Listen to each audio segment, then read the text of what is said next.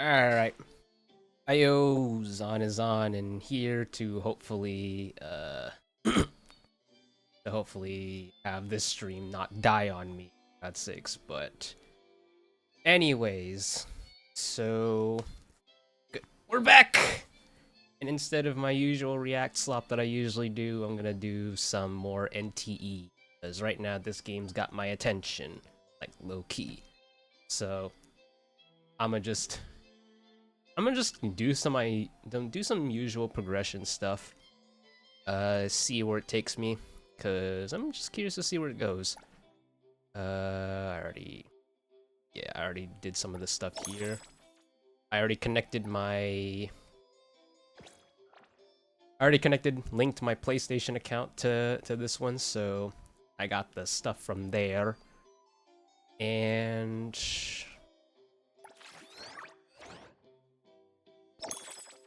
get another dice. Get more of those dices, but work on that gradually. Wait, what'd that say? Complete swift cab trip? Oh god. Does that have to do with some of the city activities that we can do?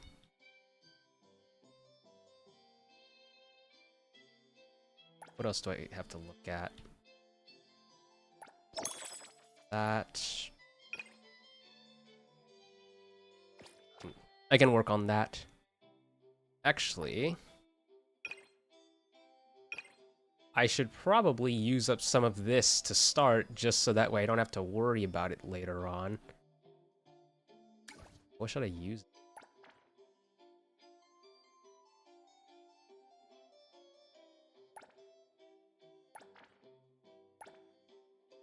Specify?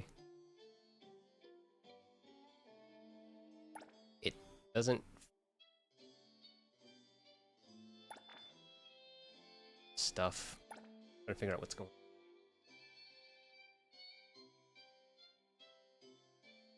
Oh, what's up? I just noticed you there. Oh, so you came from YouTube? Oh god.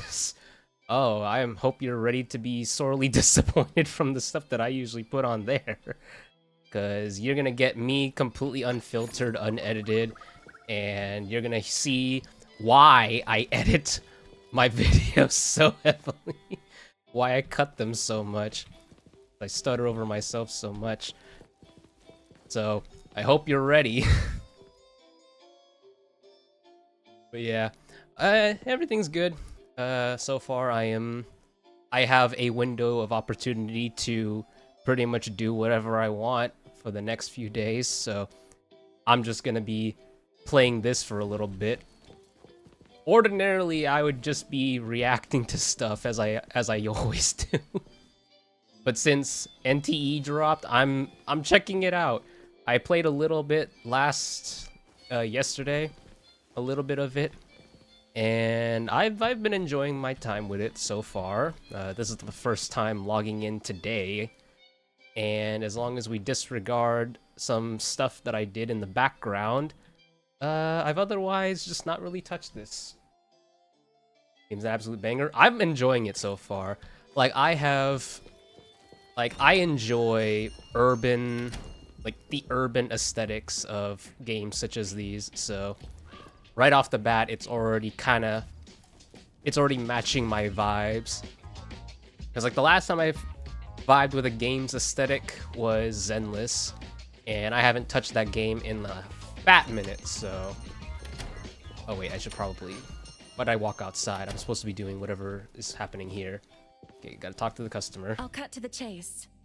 We need you to find Toshi. Lord have mercy, I forgot that this is where I left off. Gotta focus. Her eyes are purple, remember that. We're at a critical stage in developing our new product lineup. At Toshi's request, we lowered contact frequency. However, he went missing 3 days ago. We've searched everywhere we can think of, but we still have no leads. Okay. With a new product launch coming up, word of Toshi's disappearance must not get out. Our request is simple. Find him as soon as you can.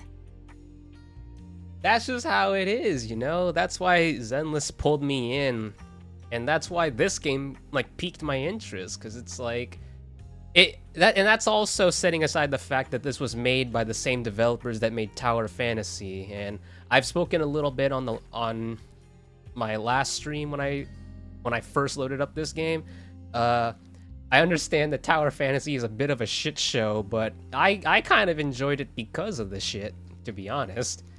Like, I'm the type of person who enjoyed Cyberpunk on launch day.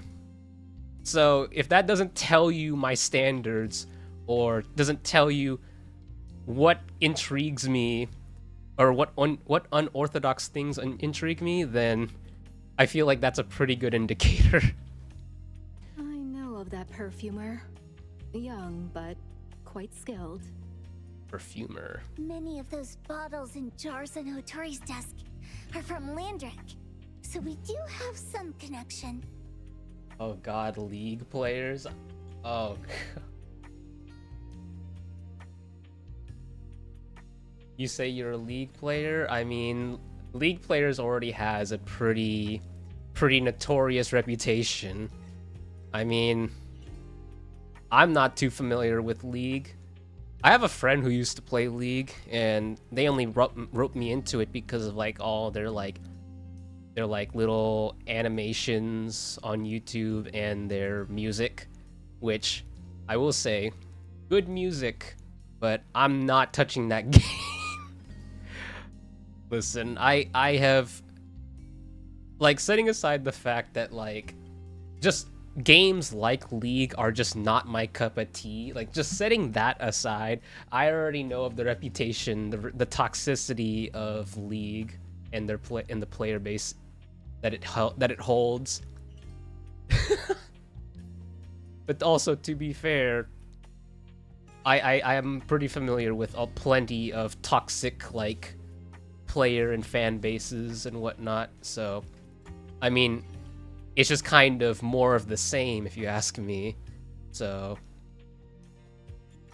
and plus it's kind of just funny seeing people who play League. I mean, look no further than Gigi from Hololive. Like, she is an unapologetic League player and tries to rope Callie and anyone else into her nonsense. But I suppose that's just how it is for that little gremlin. Anyways. The lady has always valued talent. There's one more thing I overlooked. Our new employee is eager to showcase their skills. I am? I'm still trying to gauge what my skills even are. That's right. I mean, I guess I need to prove myself somehow. Looks like A-Bone should take this commission. Alright. With so many hunter agencies and bridge crossings, why did they choose us? It can't be because they trust our, reliable shop owner.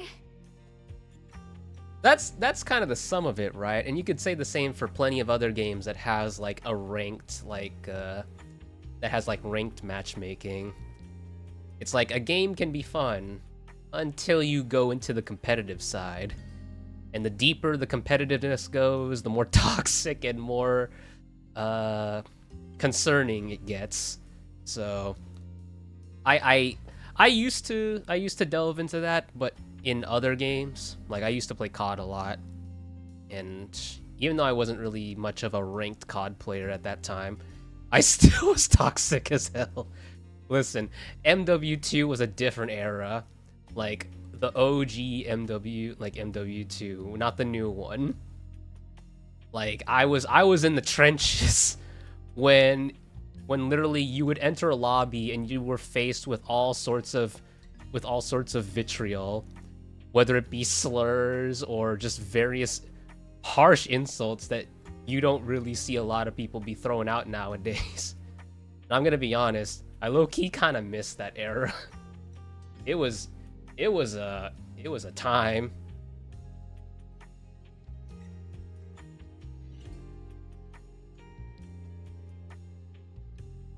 That's how it was. Like, I started with Halo, and then COD came along eventually. But I was still in school at that time, so I'm like I grew up on this stuff. That's just kind of how it was for me. Doggy doggy! All right, what are you waiting for? Go find him and wrap this up. All right. Take good care of our precious. I'll get back to work. Back to work, as in like you're gonna be going back up to your room, drinking and sleeping. That's all I've seen you do so far. All I've seen you do was sleep and drink. We'll do as the client said and visit the place of the guy who went missing. Take care and stay safe. Do take good care of them, Natalie. Yep, you ain't got to worry when the Colucci family is in charge. Oh, and what a coincidence. I'm playing as Natalie right now. I'm still shook that even though I absolutely shat the bed when it came to doing my standard pulls on this game, I absolutely like struck gold when I decided to pull on the limited banner. Now ignore my wailing. Holy shit, this is... Oh god, it's like fast and kind of hard to control.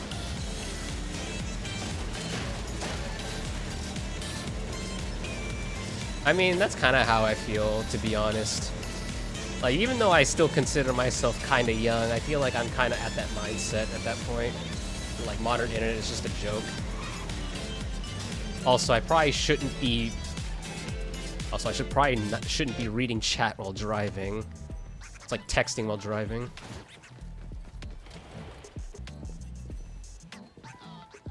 I mean, listen, I'm normally a pretty safe driver. I suppose when you're driving on the streets in a go-kart, you're not exactly following street laws. Doggy! Doggy do! Look at this place, kind of snazzy. Can I play the piano? Just wait until I give each one of you a house like this and we go big! Aw, bet. Do we have an appointment? Hi, we have an appointment with Toshi. Please wait here. Actually, Miss Bianca has told us to let you go straight upstairs when you're here. Oh. So she informed us. She informed y'all ahead of time, huh? Of our arrival? Lit. That makes it a lot easier. Can I at least look around first before we, like, progress? I want to see if I can interact with anything. I imagine not, but wouldn't hurt to try. Yeah, I thought so. Too good to be true. I mean, you gave us, literally in Tower Fantasy, you have the option to play...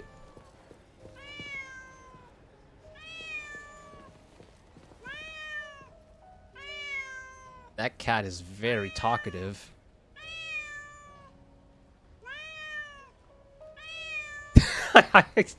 Oh god, I literally perked up as soon as I saw the cat.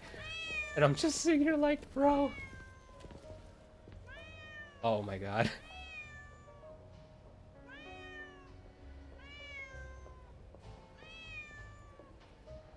Oh my god. You liked my delivery and comedic timing. Oh god. Oh god. Thanks. I mean, I'm glad someone thinks so. Also, this cat. Like I said, I perked up real quick as soon as I heard the cat, because I literally thought one of my cats was calling out to me.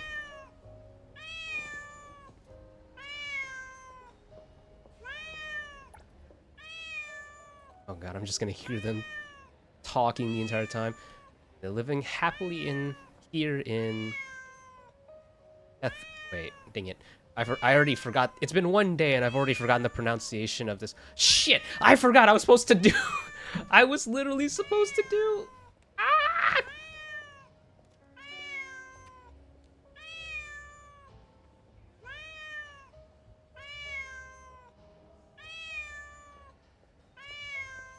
I'm supposed to, like, literally progress, or I'm supposed to, like, do some shit to, like, use up my stamina, but I got distracted.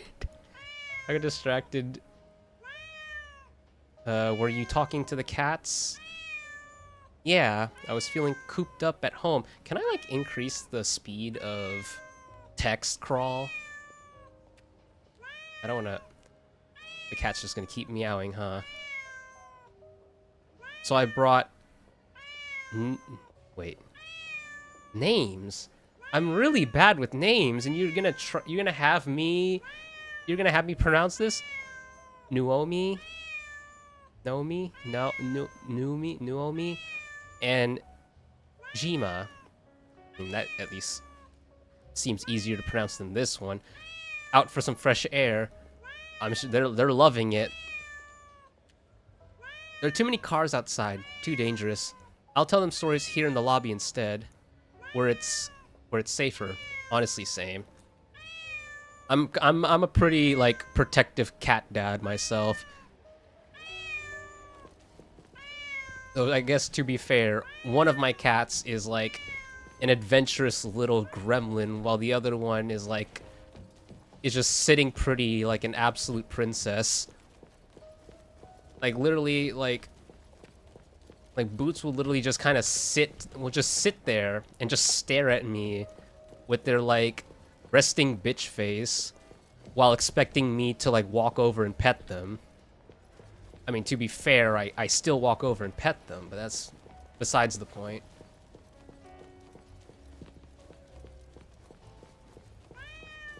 Oh god, I've reached within earshot. I can't talk to you.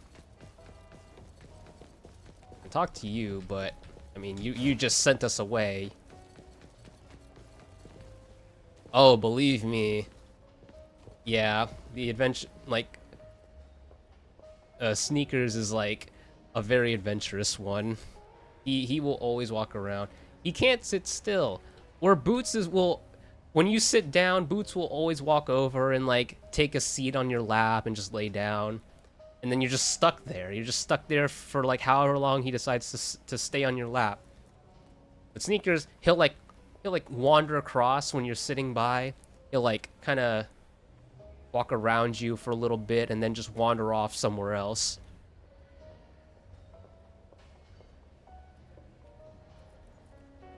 Yeah, that's a pretty good summary. Paolo? Hey there, kiddo. I'm one of the old timers here. If you need anything, just say the word. Though I doubt you'll run into trouble. Our butler is quite the professional. Haha. That's a big old F on your collar, on your tie. Did you press F to Dang it. The bit got lost. The bit was lost in me. Press F to honor the flag. Hey, I appreciate polite tenants like you. Since it's our first time meeting, please accept this gift as a welcome present. Oh, you can actually give me something? Don't turn it down, or I'll get mad. Oh, okay. I'm just kidding. Wait, about the mad part or the gift part? Okay, it's just the gift part, so you actually would get mad, huh? Bartender? I mean, you look cute. God, the NPCs are, like, very well endowed. Are you sure that we should be getting a drink? Especially when I have this character loaded up. I'm pretty sure this character is still a kid. Like, she literally has a schoolgirl outfit, so I'm pretty sure she is not allowed to drink. Right. Yeah, Lydia gets progressively more butthurt as you just refuse to honor the flag. See that pride flag?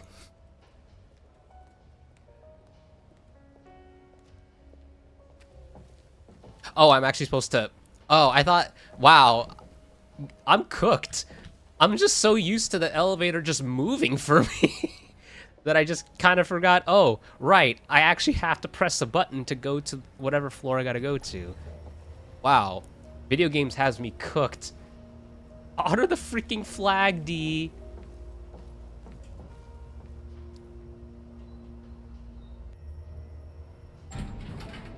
Actually, wait, before I progress any further, can I still... Wait. Do I actually have to walk over there?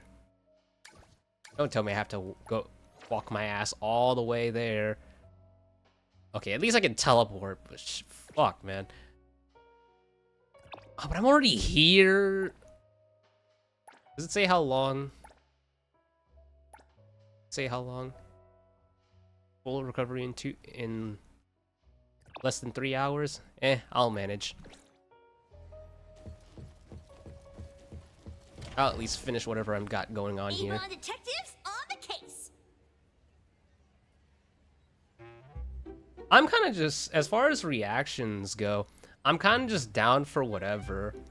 As for whether or not it is like something that's worth like compiling into a video, that kind of depends on how it goes. But I'm open to look at pretty much anything as long as I can at least derive some entertainment from it. I mean, that's kind of the whole point of me even doing the, of me even like putting up reaction videos like I do. It just kind of gives me an opportunity to look at content creators that I don't normally look at. And that's also why I kind of do everything, like I have my own personal account and then I have my Zon account, because I want the algorithm for the Zon account to be untouched, and then I can just do my personal browsing on my personal account.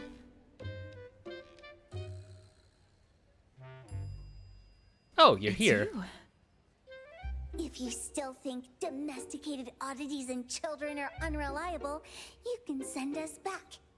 But the deposit is non-refundable. I didn't mean that. If my words offended you before, I apologize.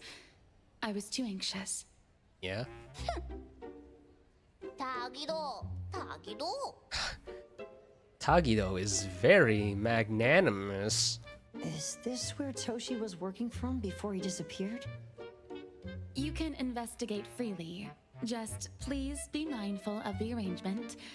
I don't want his work disrupted. Understood. Let's get started. Lord have mercy, I gotta say, Bianca is very distracting.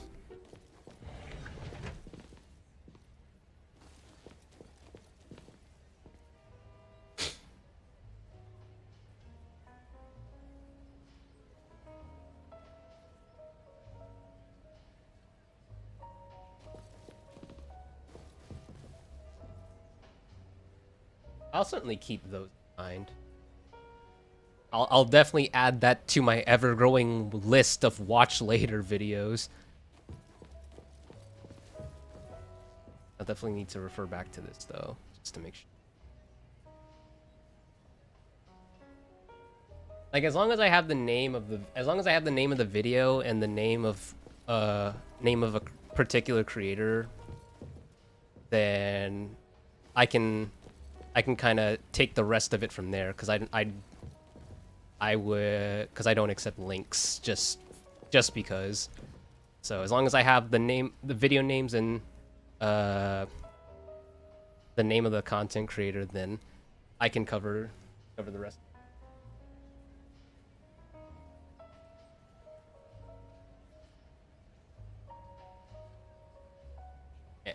Animarchy history, and oh, I've heard of the Fat Electrician. A lot of VTubers that I watch react to his stuff. I've actually been considering looking at the Fat Electrician for a while. I just haven't really had the time yet. Because some of the videos that I see other VTubers react to are they kind of cover things that intrigue me. So, like, so the Fat Electrician is already on my radar, which is probably some good news for you, which means that at some point I'm definitely gonna react to his stuff eventually. Yeah, I'm kind of just going at it at my own pace as far as reactions go. Like, I kind of just react to whatever I'm in the mood for. So like, there'll be times where like I'm gonna binge this one creator of all the shit that they had, and that's what ended up happening with the Let's Game It Out Satisfactory videos. I literally just binged all that in one stream. In fact, I think the upload that I did was quite literally one of the few unedited videos that I've done. It was just quite literally just a straight stream to video upload. I think all I did was just cut out some of the moments where I would like step away or get like called away. I think like besides from those cuts, like that video is an otherwise uncut and unedited stream of just me binging through all of Let's Game It Out.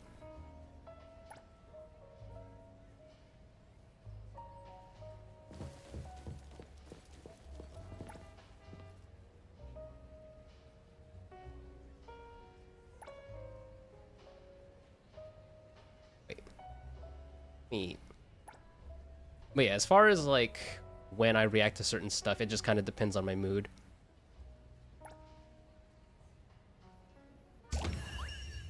Hello.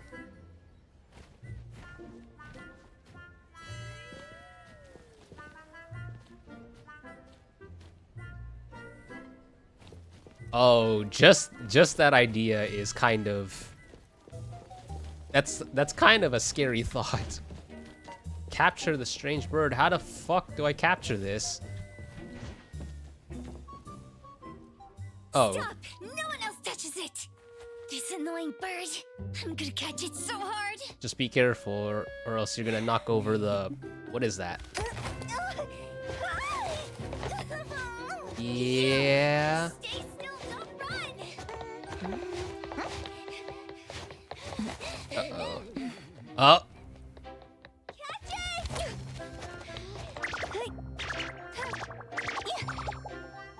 What's this? We didn't see this during our previous investigation. Toshi's disappearance must be connected to this anomaly. Sorry.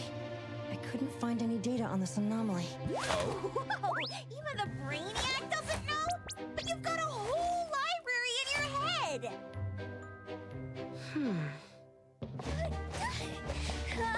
Oh, be careful. Oh, what the fuck? That's a fluffy doggo. Oh. Yeah!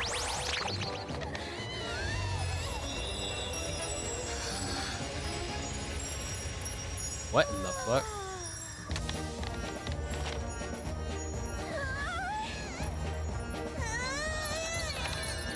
Oh. What? What's happening? What just happened?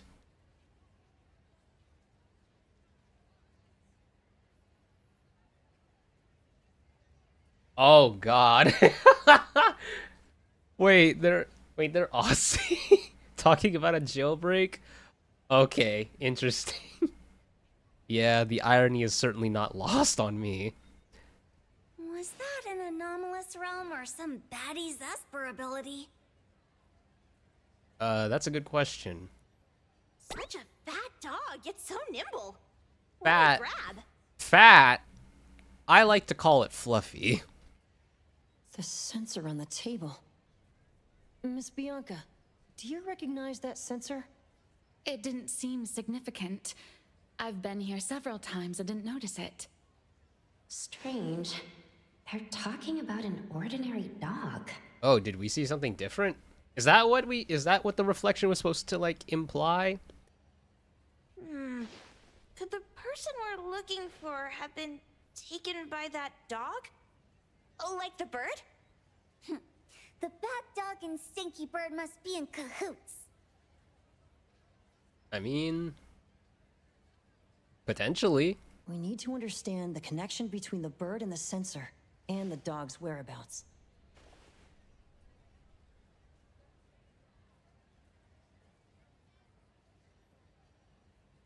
Oh, just take humor and memes and then using those to pretty much tell any story, history or otherwise, will always make it easy for me to digest. Just throw in memes and you got my attention. That's probably because of my Zoomer like roots. Because even though I was raised millennial, I'm technically a Zoomer. Should we ask around? Wait, don't bother. Empty your pockets of funds. Huh? What do you mean? I got so much on me though. Hurry, hurry! Trust me, empty them. What, are you gonna make an offering? What? That won't do. Those intel dealers won't give us information for free.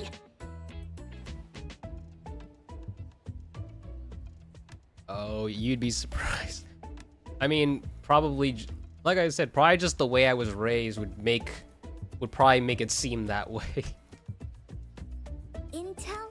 You mean those couriers? Shh, quiet! If Boss Lady knows about this, she's gonna go funky on my ears again! Yeah? Couriers? Shady intel dealers. Oh. Stereo Express. They run a courier service, but they also deal in intel on the side. A-Bone sometimes does business with them, but Hotori told us not to get too close. Really? Special circumstances call for special measures! It's our first commission with a newbie! We can't be slow! But you...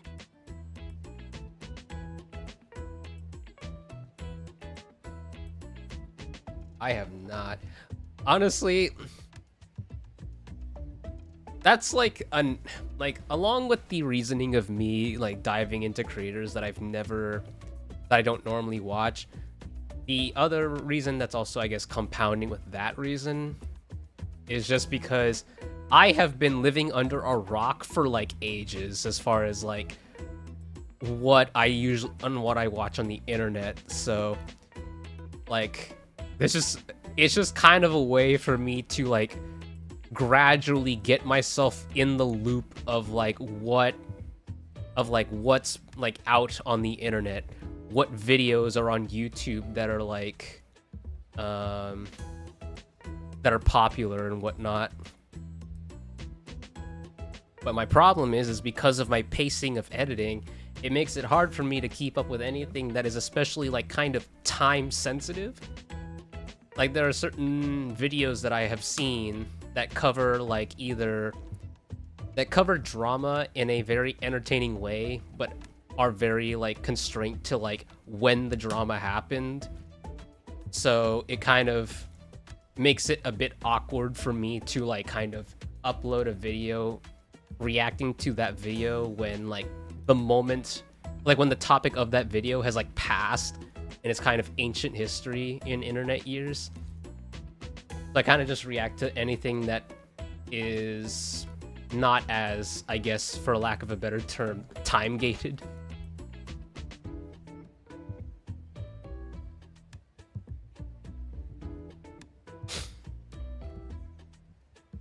Because, like, as easy as it would be to just kind of, you know, like, react to it, maybe just do a few cuts and just leave it at that, I don't know. I kind of feel like at least adding a little bit of just extra flavor, even if the flavor I add is just a shit ton of memes. Like, at least a little bit of something. Because, I mean, like, I don't see a lot of reactors do that, which, on one hand, I kind of don't mind, personally, because, you know, I'm the type of person who likes to see the unfiltered reactions of people, so, like, even if I look through, like, the YouTubers that the VTubers and YouTubers that I watch who do reaction stuff, like, some of the ones who just kind of take their moments from, like, stream or just raw recordings and just kind of do a little bit of this and that, I kind of like, but it also adds a little bit of, it keeps my attention sometimes to just add some edits here and there.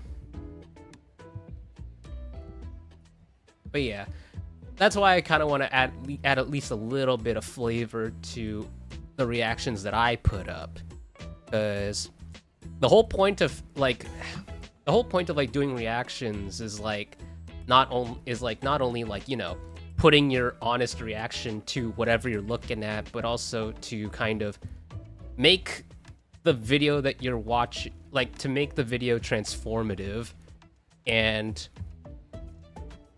while like stopping and talking about videos at points is important to do, I think that adding edits and whatnot just adds more to that transformativeness of like whatever content that I put out as far as reactions go. That's why I do it. Plus my humor is just hinged entirely on reference humor. And what better way to incorporate reference humor than to just throw in a shit ton of memes? Besides, it's kind of nice to kind of have some people catch on to some of the memes that I throw in there. Whether it's like, oh, I recognize that little VTuber snippet, that VTuber GIF that you put into that one thing, or oh, that one meme, you know.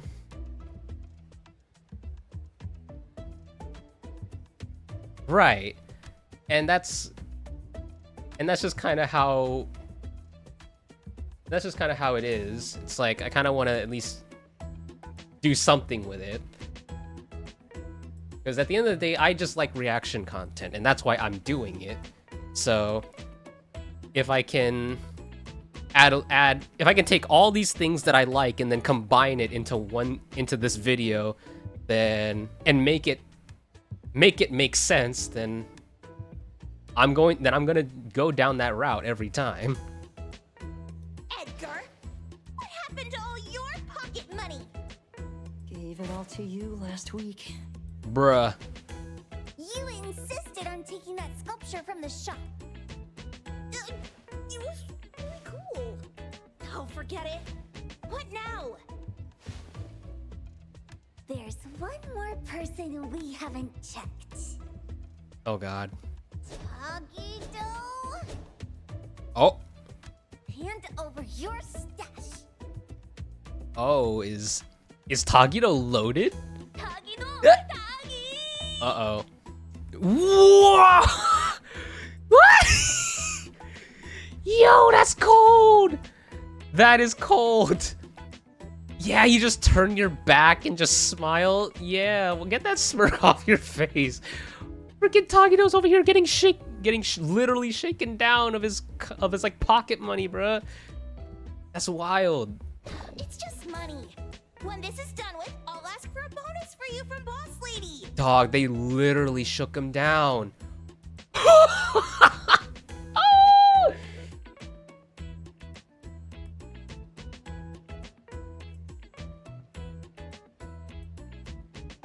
Yeah.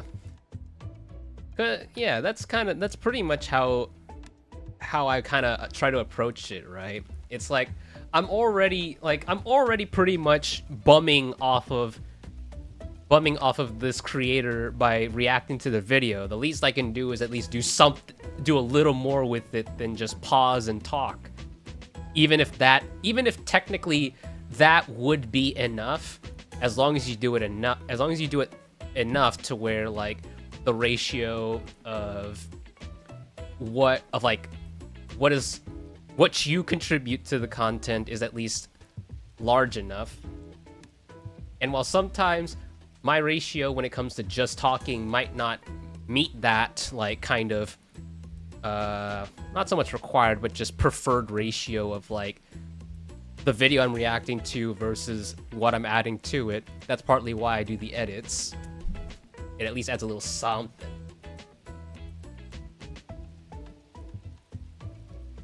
Right. Right, and that's why I continue to go down the route of just doing the edits. Is your companion okay? And besides, I just like editing. My form of editing is not exactly like complex. Like I will openly admit that. Like my form of editing is not very complex, and like if I locked in, then I could get this done. I could like finish edits at like a very quick pace Like, maybe not so fast to where I can do daily uploads, but at least quick enough to where I don't have to do my weekly uploads like I do currently. But honestly, I just do the uploads weekly currently just because I need opportunities to breathe. Because the last thing I want is to burn out on this stuff. So I want to pace myself so that way this like little hobby that I'm doing doesn't become a job, or doesn't feel like a job, I guess is more appropriate.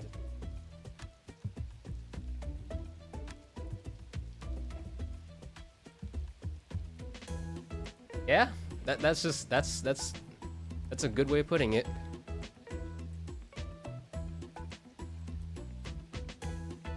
And besides, the day that I could say that I can do like content creation full time will be the day that I could say that I made it. But honestly, I can't even say I feel excited about that prospect ever happening. Not even because I don't think it'll happen. Or, like, it's not a matter of whether or not it'll happen. It's the fact that I'm just afraid of the internet. The internet's scary. Like, understand that the internet's scary. You could, like, even if you're completely clean and innocent of everything, there's gonna be someone somewhere out there in the world that just hates you for one reason or another, even if it's like completely pedestrian. And I mean, that's just how it is on the internet. Like, that much is that much is very much clear. It's understandable. But like, internet's scary. So I'm just gonna stay in my lane and just react to silly shit. And if I see anything interesting, whether it be like educational or what have you, then as long as it's presented in an entertaining way, then I'm gonna look at it. Exactly. Because every other time, as far as the internet's concerned, I don't really take it seriously. But sometimes when you kind of peek beneath the curtain, you kind of see all sorts of horrors and just think, man, kind of makes me wonder why people are so intent on being internet famous when it comes with all these caveats, all these burdens, and all these potential like consequences that kind of result from being so well known on the internet. Especially if you're the type that like puts all of yourself out there. That's why I do the VTubing. I for one like a little bit of privacy because I'm just normally not a very outward person. Yep, exactly. They should be fine. Hope your investigation goes well. Don't worry. We'll update you with any new information. Thank you. Torpedo, let's go!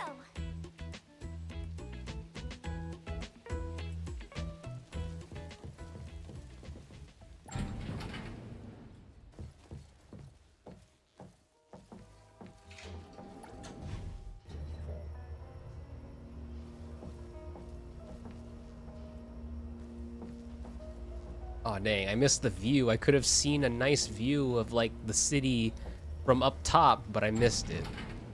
Oh, well. If I come back, maybe I'll give it another look-see. Okay. Before we progress the quest that we're currently doing, I need to use up some of my resources. Actually... As long as I'm watching your back. Actually, do I have any pulls?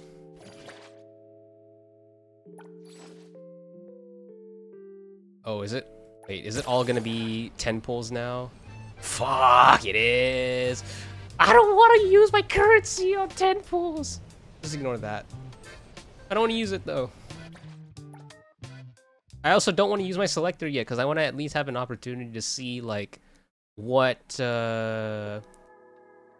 S rank I get from, like, doing a legitimate pull.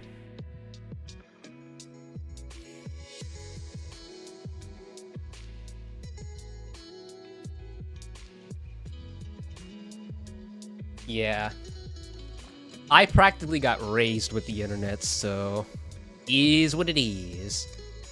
And I mean, depending on how you look at it, I might have grown up with probably the harshest part of the internet, like the harshest era of the internet when it comes to like, you know, people like really using their anonymity to say all sorts of whack shit and all sorts of like really mean and hurtful stuff. But I would almost argue that like, yeah,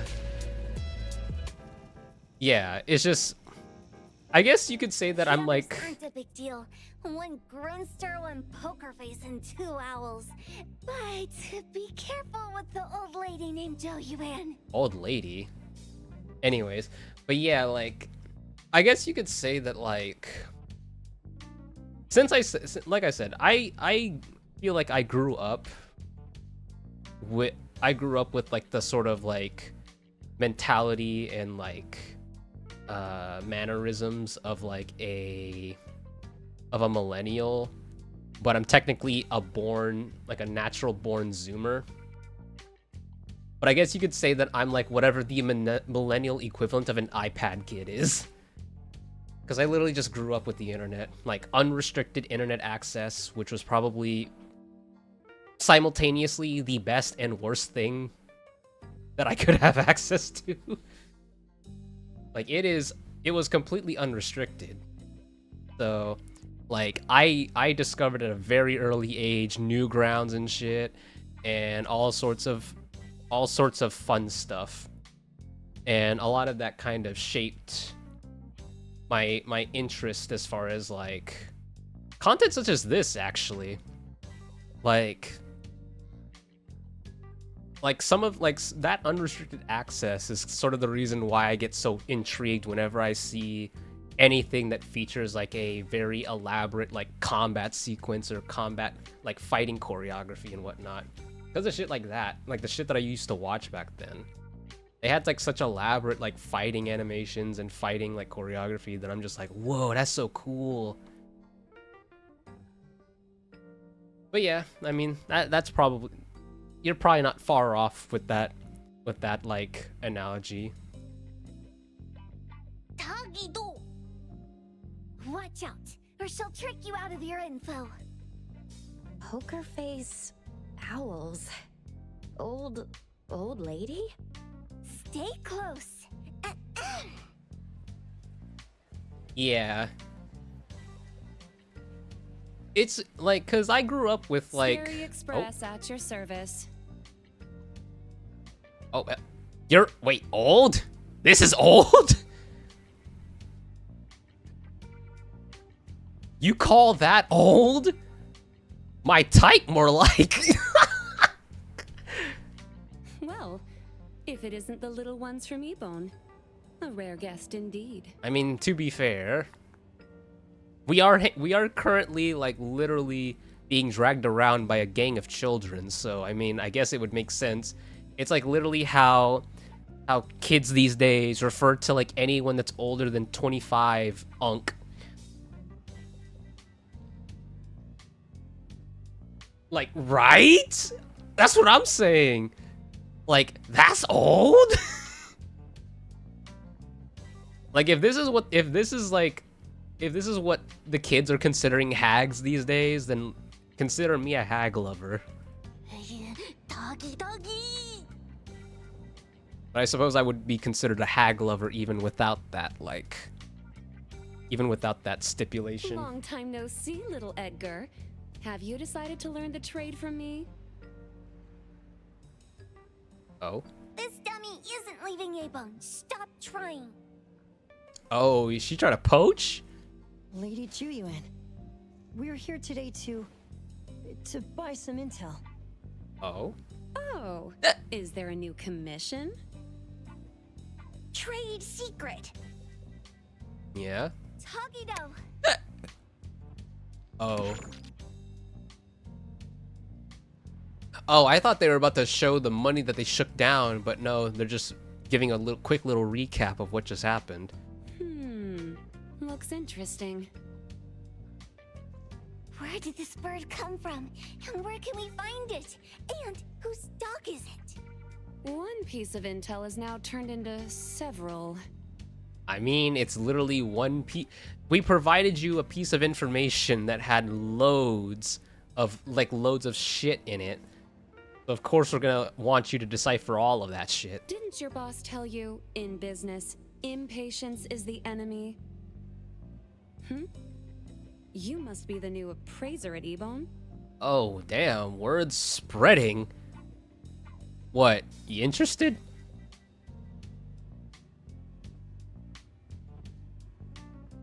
How did you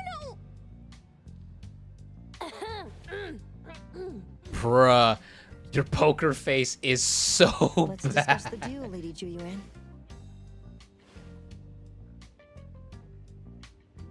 Oh god, her? I mean, understandable. I see the vision. You don't know any of it, do you? Since I'm the only one here today, can you really afford my rate? And what is your rate? You name it. Oh god. If your boss were here, we could talk. Juyuan, perhaps you have other conditions? I mean, I can't I can't. I just want to see all my options. I'm just the one who wants to see all my options first. I like dealing with straightforward, clever people. I think we'll get along. Oh, so there's a chance. Let me think. New customer discount, one piece of intel, in exchange for getting to know the appraiser. How about it? Oh, so you want to get to know me, huh? Okay. What's up? Does that mean no charge? I am the charge here. Really? Bruh. I'm a woman of my word in business.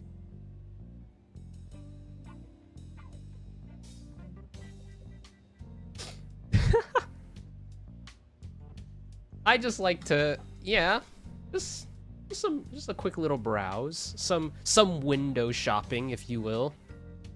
Favors are the hardest to repay. Only because the window is the only thing stopping me. Deal. Looking forward to working with you, Ebon's appraiser. So, what's the question? Leave the thinking to my minions. Yeah. Sensor and bird being taken must mean something. This is, once again, I'm being claimed as a minion for like a little gremlin. We want to know about the bird. I want to know more about the dog, especially what you saw. I saw the reflection in your eyes. That dog did not look like the dog that we saw. Smart question. Wait here. Really? That was the smart question? So secretive. Oh. Secrets are a woman's weapon. That's actually facts, though. Yeah, no, that's actually facts. This bird and sensor aren't documented anomalies. They appear in a manga called Tales of Nil. Wait, what? Manga?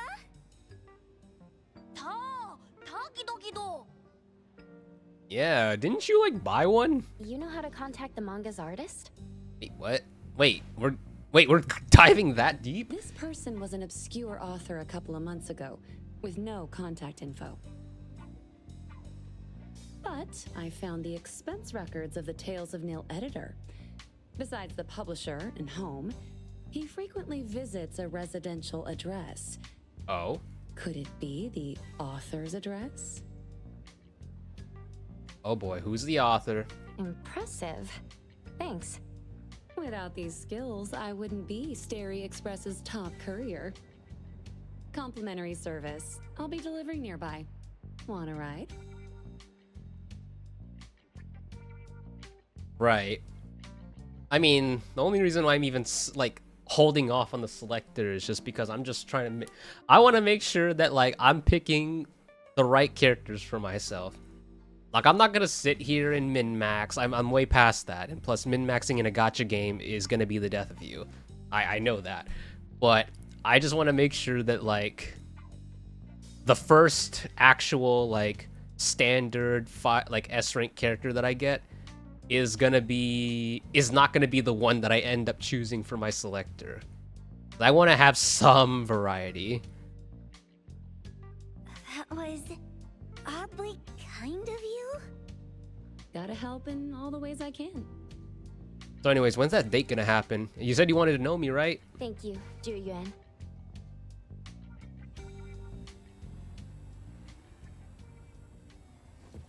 Yeah. I made that mistake once, and ironically enough, it's quite literally the same the game that these same developers made. Oh shit.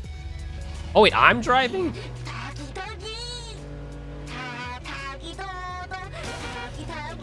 Wait, so she has a Porsche? Okay, fancy lady, drives fancy cars. This thing fast.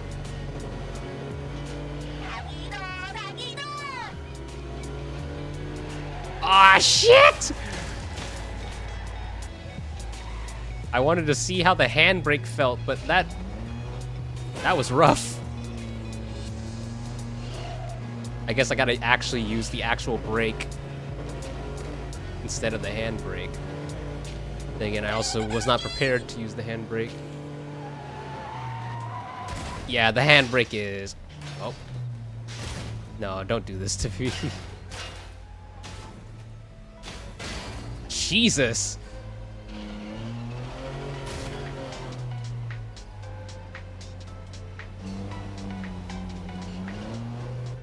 Here you are. Good luck. I've never actually played as Azure Lane. Like I've pondered it a few times, but then I just remember I have too many gacha games on my like list. If anything, it's quite fortunate that my gacha slot has opened up since like I was only passively looking at HSR just because of Silver Wolf. So this game has the potential to fill in the new gacha slot. So, I mean, I was playing Enfield prior, and then I had to give that one a break. And then I picked up HSR again, or picked back up HSR for Silver Wolf. Now here we are with NTE. God, I need to make sure I say NTE before, because my brain is auto-correcting it to NTR. Don't forget my fee, new friend. Oh, I won't. My concern is make sure you don't forget, girl.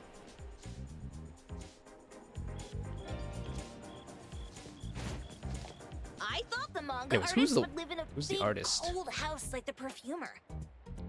Nah, you gotta understand, manga artists, they in the trenches, they be struggling. That's just how it be sometimes.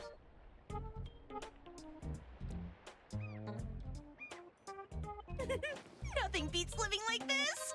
Gotta say, I really like this manga artist. I feel like repetitiveness is like it's kind of a given as far as like gacha games go. So I mean, I guess it just depends on the kind of repetitiveness there is. But I feel like I'm pretty tolerant to a lot of tedium in games, especially. So like repetitiveness and tediousness of games are like I consider myself to have a much better threshold for that kind of stuff. Well, I'm gonna take a look at that real quick. I'm just gonna look at that on my phone. For that.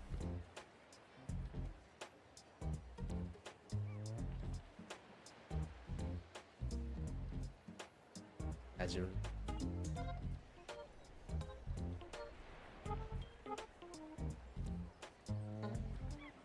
Lord have mercy. Okay, I'm gonna put my phone down. Excuse me. Is the Cake Sweeper Sensei home? Boom boom? Someone is here. Excuse me. I'm Boom here boom. for Cake Sweeper Sensei. Oh yeah. Like all it took was like one look and I was just like, oh boy. It's all over my screen. No? Hey, are you here for the manga artist too? And you guys are? We're just on community visitation. She doesn't seem to be here though. She? What is the manga artist a playable And character? there.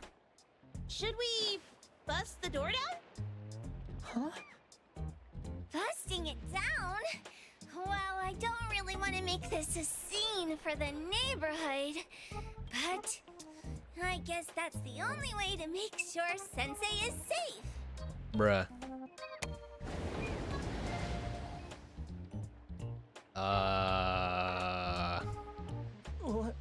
What's happening?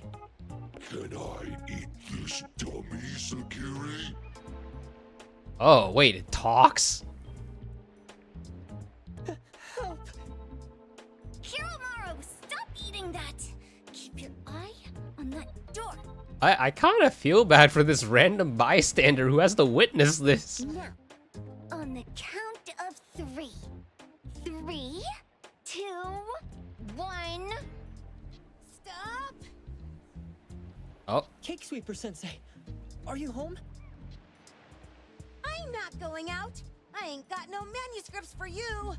Seems like she thinks we're her editors trying to chase her down for her manuscripts. Cake Sweeper Sensei, I mean no harm. I just wanted to ask you if you've seen Dandelion. dandelion. You what? Ah, trying to trick me into giving you my manuscripts now, huh? Nice try. This is the most... This is like the most like... How would I put it? What are the words for this? This is exactly how I would picture a manga artist. Like, this is like the peak stereotype of what one would expect from a manga artist. I'm talking about my dog. It looks like it's the dog from the last chapter of your manga. It looks exactly the same. That's as my it, yeah. Dandelion. The most, literally the most stereotypical, like, manga artist. That's like, yeah, it's literally the whole, like, the manga artist starter pack. The dog? Wait, Female edition. Probably the important thing on that one. the dog I saw. Is this what it looked like before it went missing? Oh, oh, right, because you saw a different dog. So, you're saying that your dog has been gone for about a year now and recently showed up in the manga? Yes. Oh, what? Totally thought you guys were here to squeeze my manuscripts out of me. Why didn't you just say that? I was scared soulless.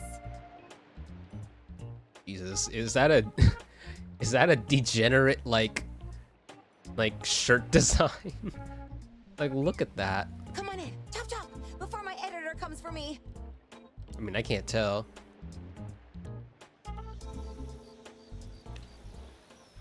No editors? I mean, I'm technically an editor, though I guess I'm being generous by... Oi, don't close the door on me.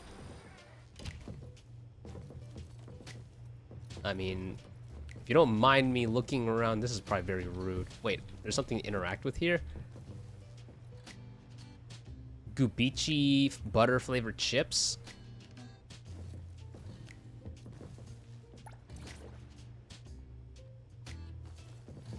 Oh.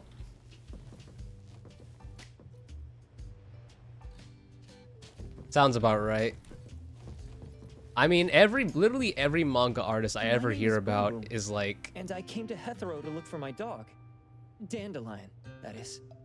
The change in art style just threw me off. Store. He was trying to fish a cookie out of the trash can, but then the can flipped and landed right on his head.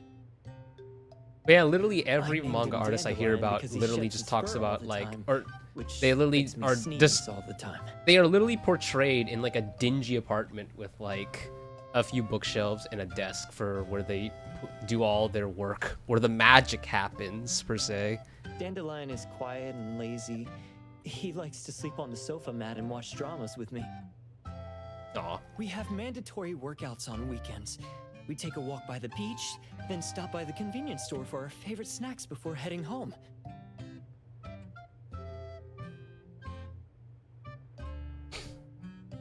Yeah. Honestly, I will say, with as far as what I've seen of this game thus far, I kind of like how they've been experimenting with like putting in all sorts of like meshing all sorts of like art styles and whatnot. Like the whole blending 3D with 2D effects and incorporating some 2D like I guess stickers and whatnot for on the 3D models and whatnot. I kind of like the way they're blending it. It's a huge departure from the shit that I'd be seeing from like Tower of Fantasy, which only further cements the fact that like I genuinely think that Tower of Fantasy was like the guinea pig, like a playground for them to test out all sorts of gimmicks, which would then be incorporated into this game. Like I think I'm becoming more and more. I'm becoming a more. I'm starting to believe that idea more and more as I continue down this game. Back on a weekend about 11 months ago, though, it hit me while we were just waiting for the taxi that I'd left this manga that I'd just bought in this fast food restaurant. So I left Dandelion on the beach alone and returned to the fast food restaurant for the manga. And yeah, I do agree that it is a very ambitious game design idea. Cause like, sure, while one could say that the characters' like movements and stuff are not as like bouncy and like as stretchy as say Zenless Zone Zero's like cutscene animations. Cause like Zenless Zone Zero's, at least for the most part, were very bouncy, very rubber. It felt like the characters were literally made of rubber a lot of the time. Like, because they really love to use the whole, like, what was it, like, squash and stretch? Is that what they called it? With animation? Like, they really loved using that in Zenless. And I kind of like it for that. But this one is, like, as far as the character animations go, it's, like, more compared to like how it is in like other games, like other games like it. Yeah, like I feel like what would otherwise be pretty stiff like movements, as far as like the character like movements go, it's kind of, I guess, masked or complemented by all the little extra stuff that they add to the cutscenes. Like I said, it's not as stretchy as Zenless, but it is. They add a little more like flavor to the cutscene to just make it pop in their own way. And Dandelion was gone when I got back to the beach. I looked everywhere, but never found him. It's all my fault. I shouldn't have left Dandelion there. Aw. Dandelion? How is it mentioned in the Tales of Nil? Aw, she's crying. Hey, you didn't kidnap the dog, did you? Bruh, how? Wait, me? Kidnapping a dog? Are you out of your mind? Do you really think a shut-in manga artist would go out of her way to kidnap a dog when she barely even wants to go downstairs for food? Crazy, but real.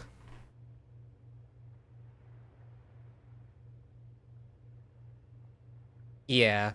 Why would I want a dog when I'm barely keeping myself alive? Makes sense.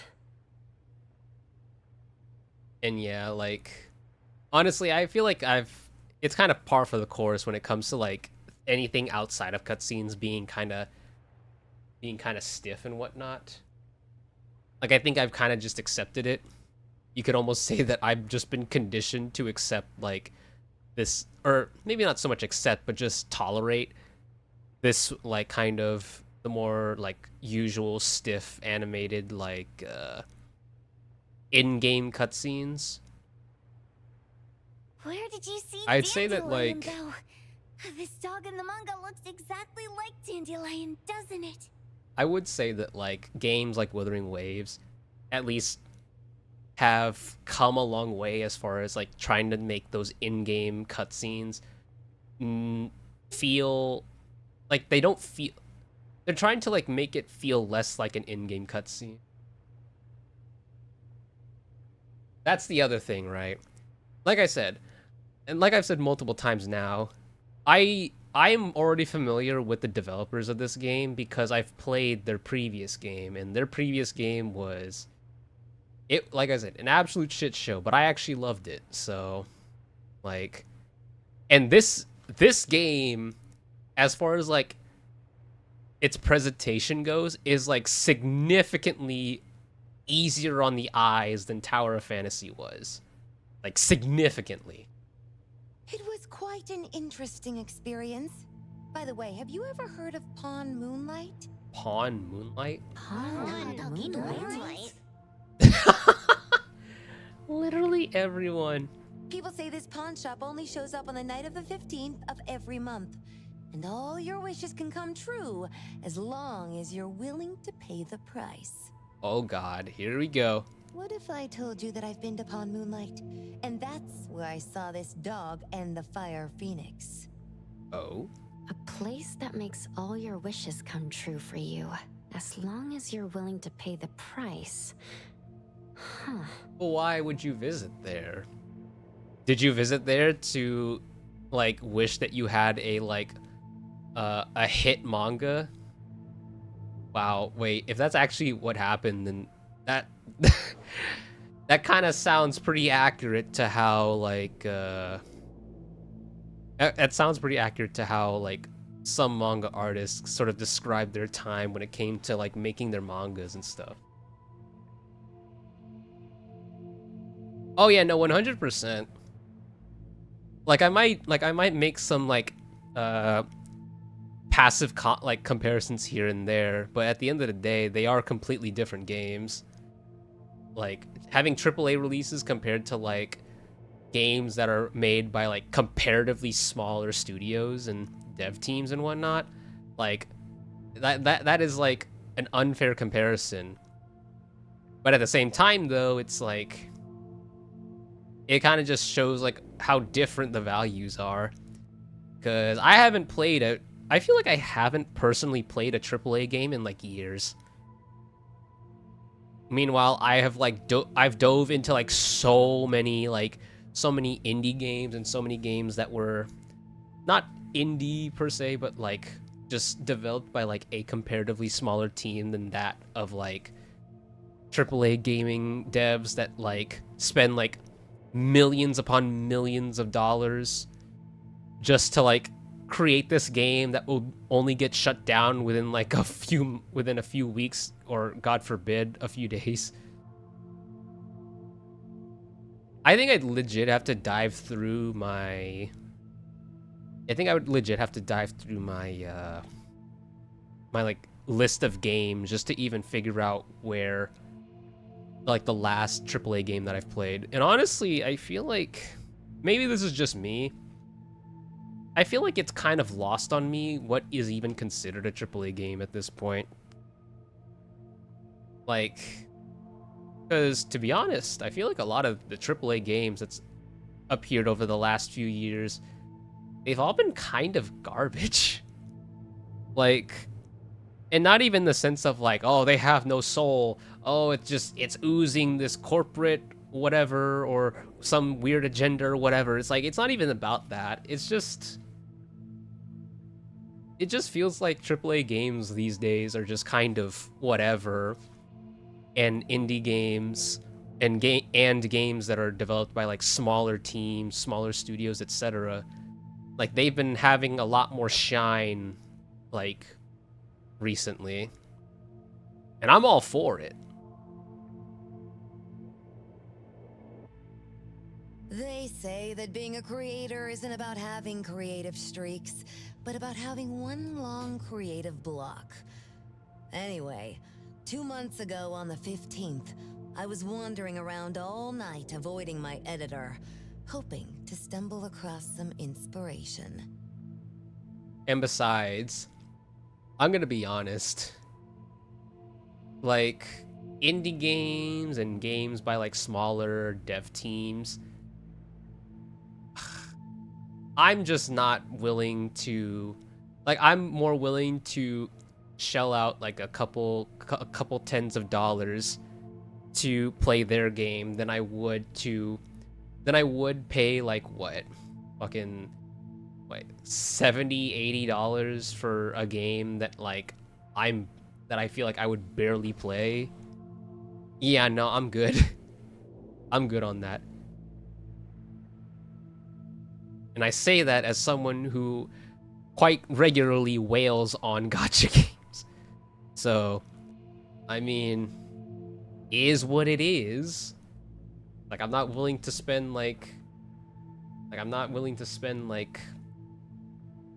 a large but like comparatively smaller sum of money than I would spend like a larger amount of money on a gacha game or other such games,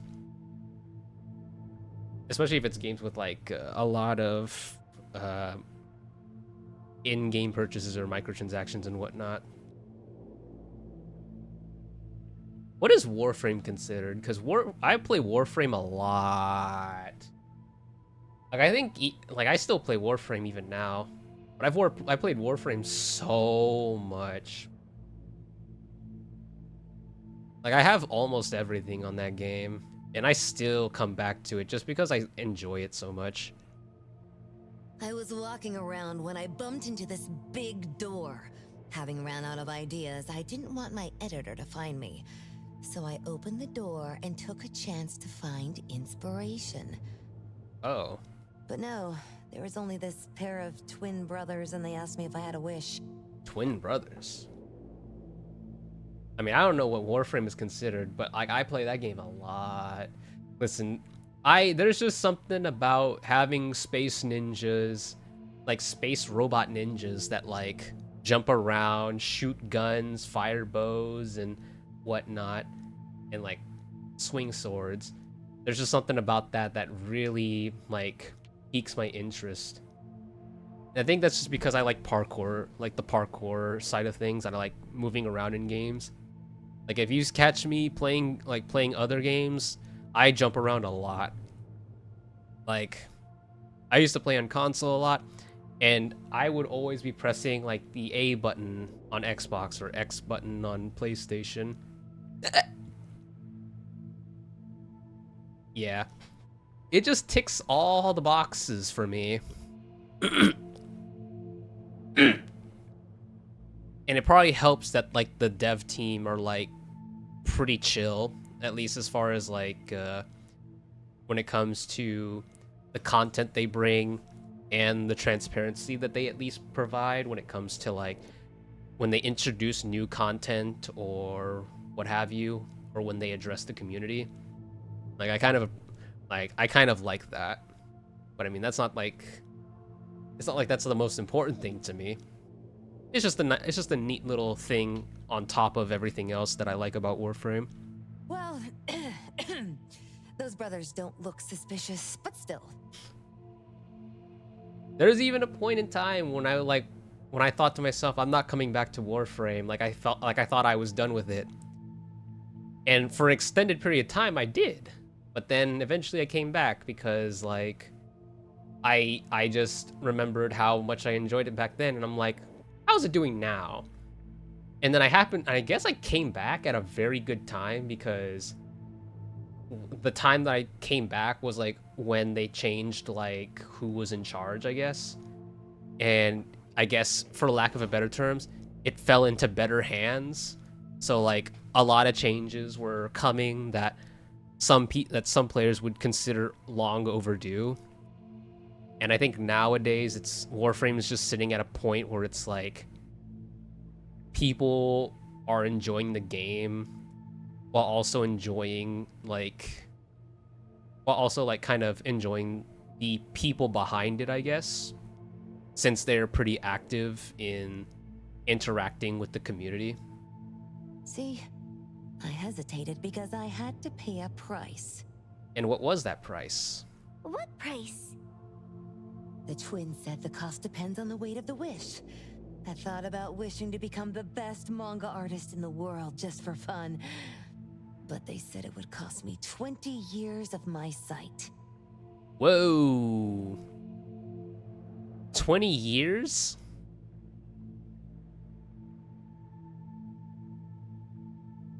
Yeah. Yeah, pretty much. How are you supposed to draw if you can't see anything? That's ridiculous!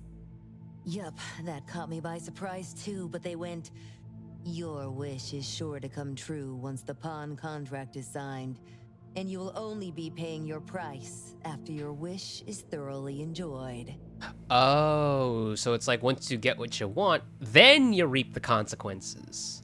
Speaking of which, your Tales of Nil only just started gaining traction, right? Wait. Please, Tales of Nil is mid at best. It's not beating Gen Z. Oh, Gen Z, that's what I am.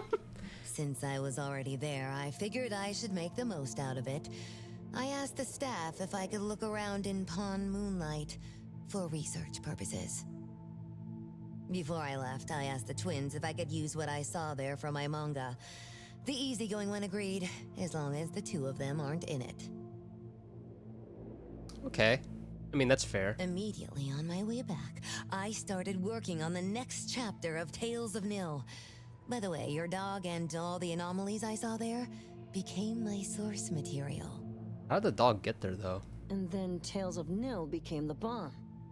Yep, pretty sure this Pawn Moonlight has got something to do with the perfumer. Highly suspect. What else did you see in the pawn shop?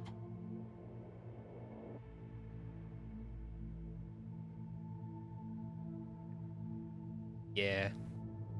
I keep on hearing about Warhammer 40k, and I'm just thinking, like, I always hear, anytime I hear about Warhammer 40k, it's always followed by, like, oh, just wait till you see the lore. And then, like, I get all sorts of recommendations of, like, oh, if you're interested in the lore, then you should look at this YouTuber. They go into a deep dive into all the lore and stuff that comes from Warhammer 40k. Talking white snakes, fish flying in the air, and other creatures whose names I can't even recall. Why did you... Dandelion's collar. Turn it, spit it out! Why'd you eat it? Oh, you're shaking it too hard! Chill! Kiromori was probably going to puke again in a bit. So you heard it all, huh? Write down your contact info. I'll give your thing back to you when this guy pukes it out. I mean, I think I'll just wait until I'm in the mood for diving into that. Because the way I hear about Warhammer 40k lore, or the way people talk about it, is like the equivalent of like me hearing about people talk about SCPs. It's like, it sounds like a whole rabbit hole that requires a significant amount of time out of your day just to kind of dive into, and even then, it sounds like that would only be enough for like maybe a section or a chapter or so. It's like, oh, it's like diving into One Piece. It's like, oh man, if you're gonna be jumping into that, then you better strap in, because this is gonna be a long one. Well, I stumbled into that place by luck. It was really dark, so I forgot. I did try to look for it after, but never found the door again, no matter how hard I tried. Sounds like an anomalous realm that requires a specific condition to enter. But what would that condition be? Let's head back to A-Bone for now, and we'll think about where to find this pawn shop. Don't worry. We'll keep you posted about Dandelion if we see it.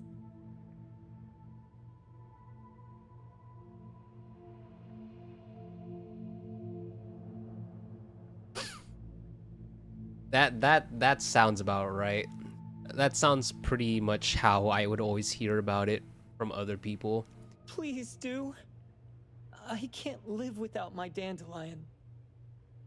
Like, it's not a casual dive. It's a full-on investment.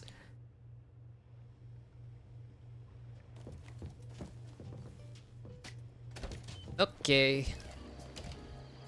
Dang, do I have to call in my go-kart? Why can't I ride along with homegirl? I want to ride in her Porsche. I'll just use my go-kart.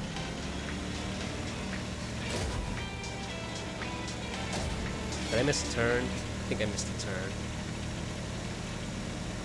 Oh, I gotta return to Avon?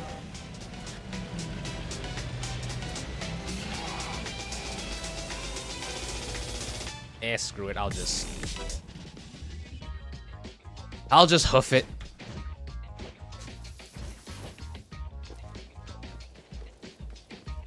Oh god, that's a lot. That's a lot to take in.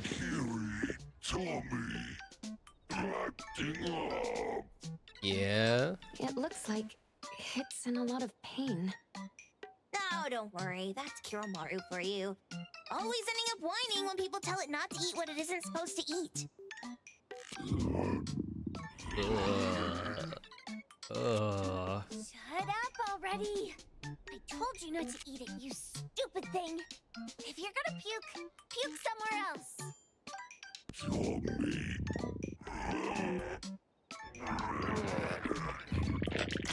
Oh god. So, a bike wheel.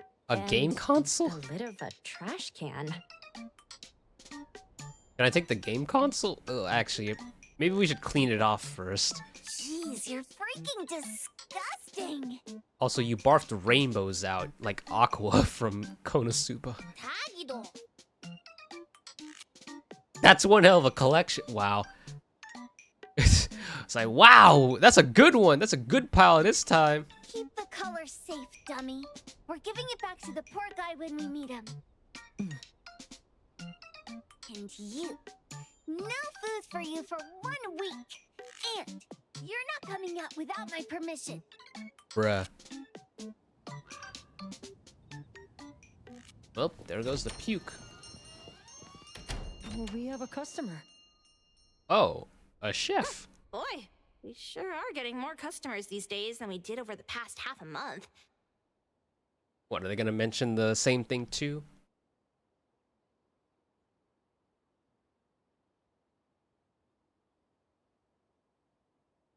I think that name is someone that I heard. Ricky. That might have been one of the names that I saw whenever it came to like stuff like that. I probably shouldn't be surprised tomorrow when I come through the door and see one sitting here waiting for us. I don't know what happened. I just bumped into it like that. Into what? This A young dog? man at the door called the place Pawn Moonlight. Oh, so it is. I knew this guy would mention something And about it. he said They're back. Keep going. he said he could help my restaurant earn more stars in this year's La Palourde Blanche. Then he gave me a knife to use for practicing new dishes.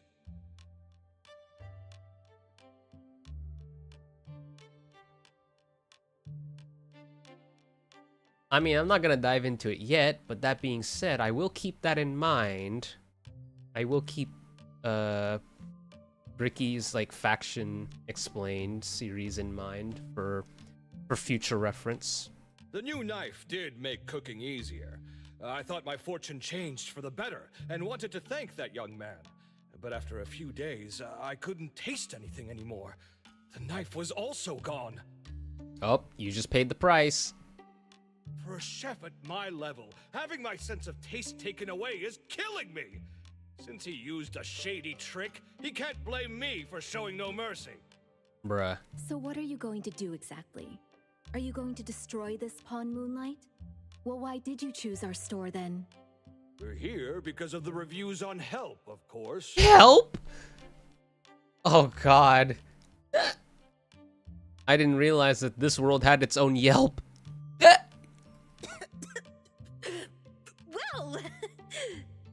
You've gotta be kidding me. Avon has one of the lowest customer satisfaction scores on help. Wait, what? True that, but you enjoy a 96% completion rate.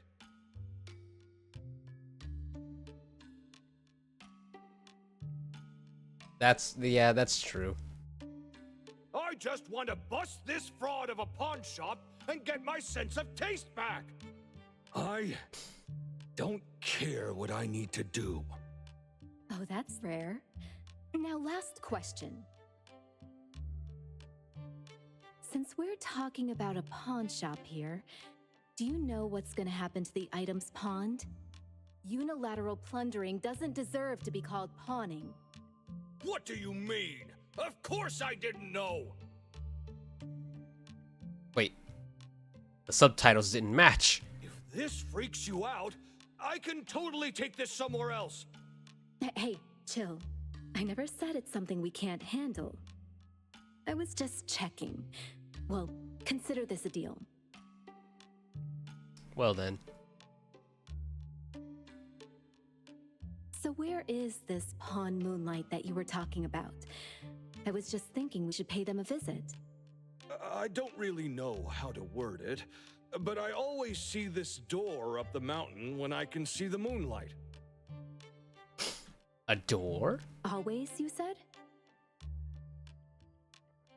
Yeah, right? Right? Yup, that's exactly what I said. And this is better taken care of sooner than later. You guys should probably check Greenwall Slope tonight up in the north. Okay. This is getting interesting. It's pretty obvious now that this Pawn Moonlight is not only the one behind the missing cases, but also tricked people into believing things that are simply too good to be true. They took the dog away and put Boom Boom through such hell. And there is a steep price they have to pay for that. But there seems to be quite a big gap between what this new client told us and what we heard from the manga artist before. Yeah, no, 100%. The Chinese aesthetic is like, it looks good. Looks good on her. Guess we shouldn't jump to a conclusion until we're done looking into Pawn Moonlight. Fine. We'll see when we go there tonight. And don't fool around and get in my way, yeah? I'm still curious about when they're gonna make Boss Lady playable.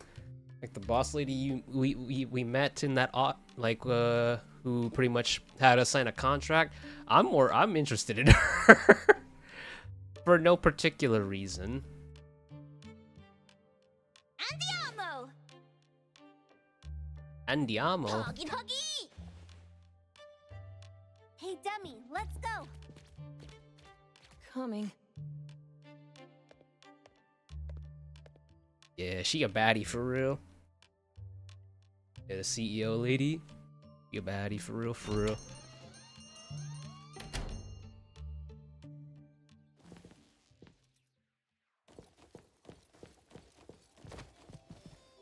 I can speak to y'all.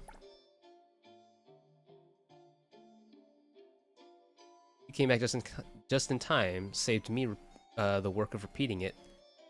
Wow, since our treasure wow, you're calling us treasure? So that's your name. So that's what you call us. It certainly seems so. Business has been booming. What should I buy next time? Oh god, she's pondering the next like shitty antique she's gonna buy. Pawn Moon's business is built on integrity. The chef must be hiding a lot of things. Maybe you can go and check the nearby mountain since Avon's performance... for the future of Avon, good luck. Wow.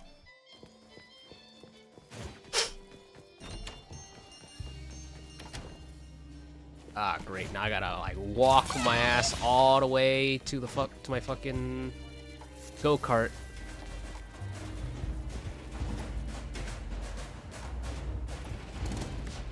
Ugh. Just don't have a baby come out of that, please. We don't want to end up having a repeat of what happened in Yakuza.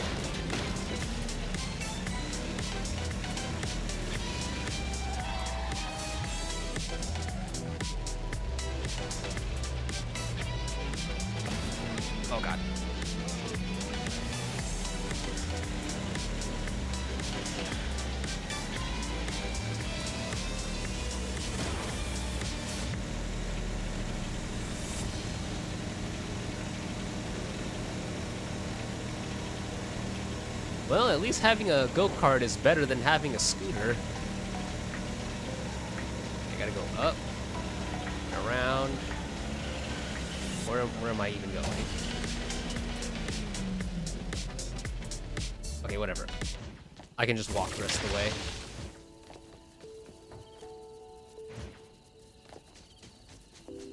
Yeah, true. Oh wow, wait, I just line up to anything on the ground?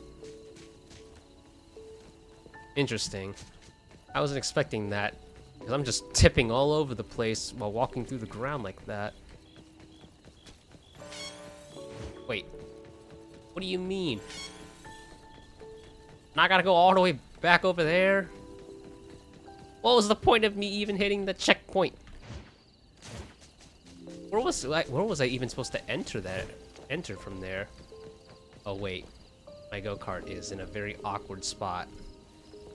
Maybe I should just... Ah! Okay, there we go. Oh, great.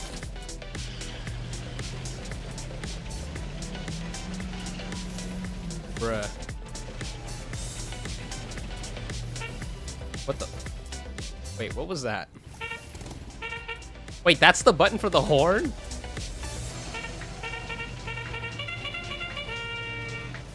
Oh. I was not expecting that. Okay.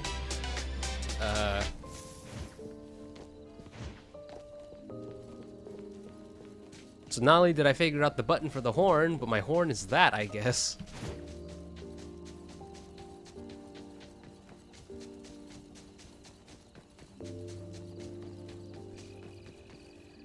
I mean, literally, what was it, last night?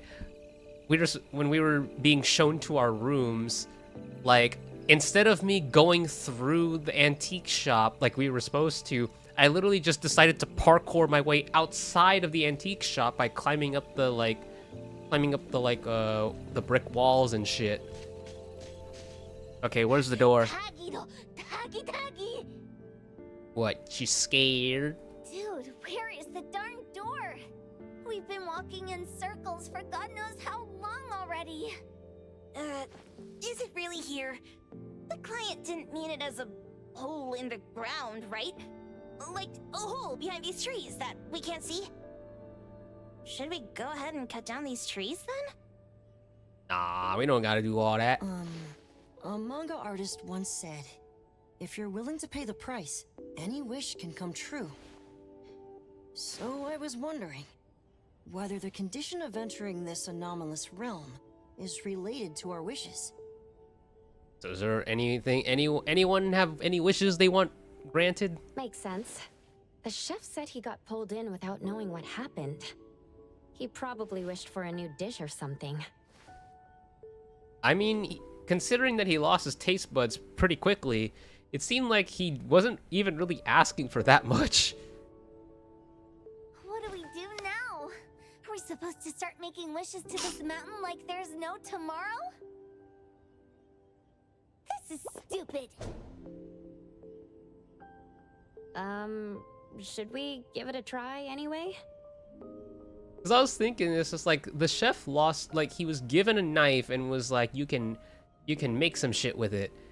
It kind of made it seem like, oh, I wish I had a knife that I could use to make this very specific dish.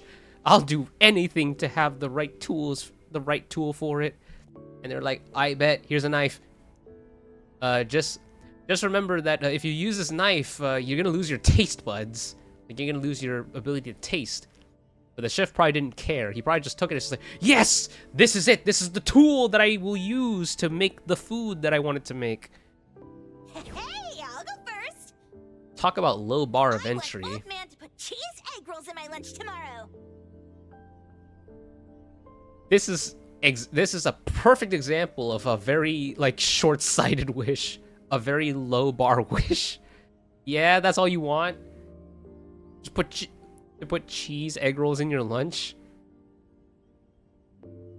But then what would be the cost of it? Because it said it had to be something of, like, Like, the cost of it was, like, proportional to the actual wish. It's like, what? You get to have you get to have cheese egg rolls in your lunch tomorrow? But then, like, what? You will be littered with distractions that will prevent you from ever eating the cheese egg rolls for the rest of that day. Doggy, doggy. Hopefully, Taquito's secret money stash won't get busted. Oh, shit. Oh, God. What's the cost of that one? You wish. By the way, I was hoping to wake up as strong as Master Daffodil tomorrow. Doggy, doggy doo. Oh, I wonder if Edgar's gonna have an actual, like, wish that's gonna spawn the door. Oh, that's crazy. Yeah, asparagus? I Bruh. hope that all our wishes come true. What? That's cheating. Does that even count? And then watch, the door will appear. Here, try saying this out loud. I hope that Edgar can speak his mind.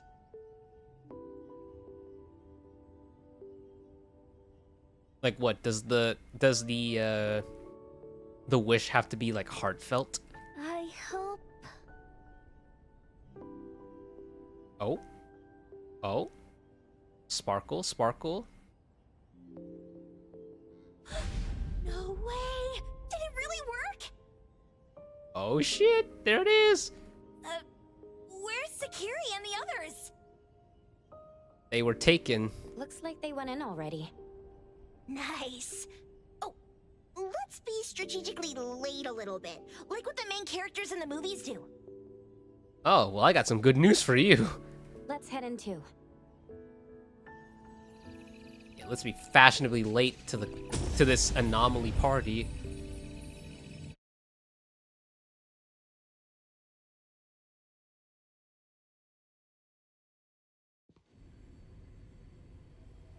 Oh, that's very...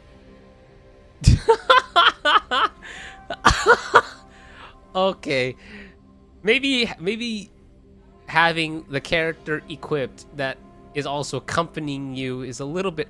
It creates a very awkward scenario, huh? Wow.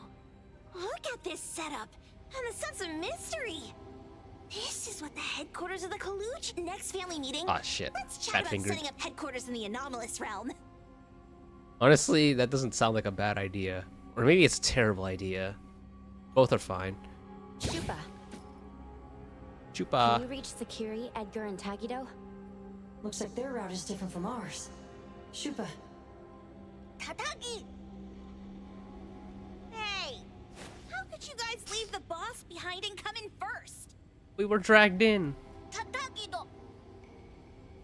Appraiser, is Sakiri with you guys? Huh? Isn't she with you guys? No. Judging by our method of entry, our placement within the pawn shop appears to be randomized. Oh boy. Can you identify your current location? Wait, and she's not even contacting us. Sorry. Tagi! Tatagi! Over where? Edgar? Edgar! The connection's been cut off. Oh.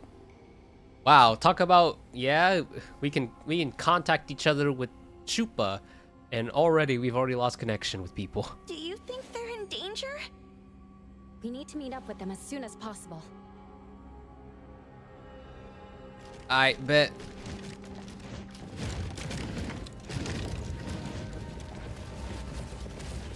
This is some whack-ass pawn shop if this is the type of entry we're getting.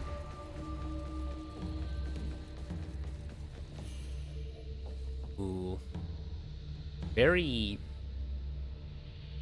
cubic. Oh? What's that? What's this? Oh, that's kind of freaky. Oh god, wait, don't tell me it's gonna be one of those things.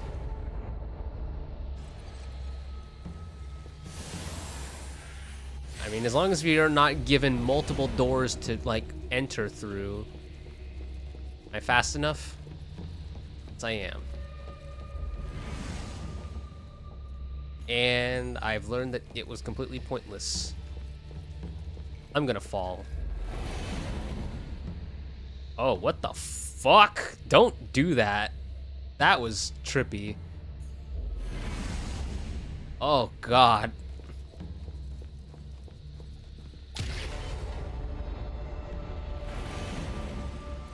Okay.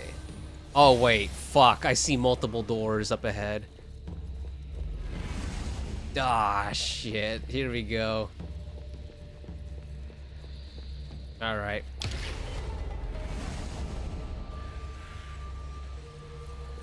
Alright, then I'll bite. What are the other doors for, then?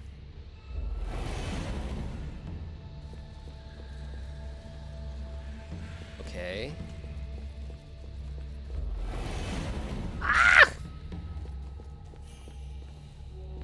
I don't want to get too turned around.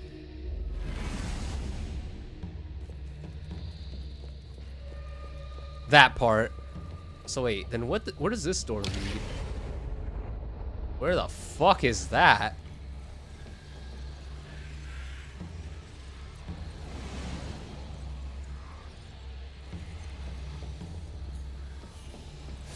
Fuck it, I'm gonna go through it. Looks like I'll have to flip myself over on this one, I think.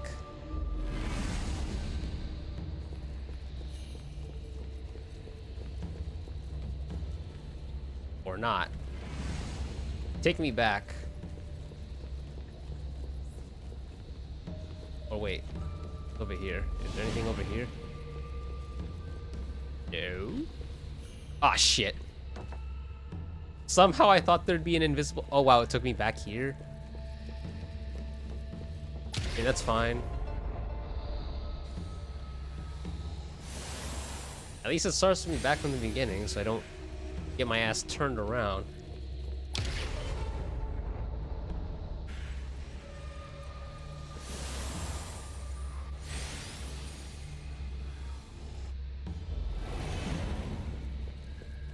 Okay, maybe I'll just go down the intended route, 'cause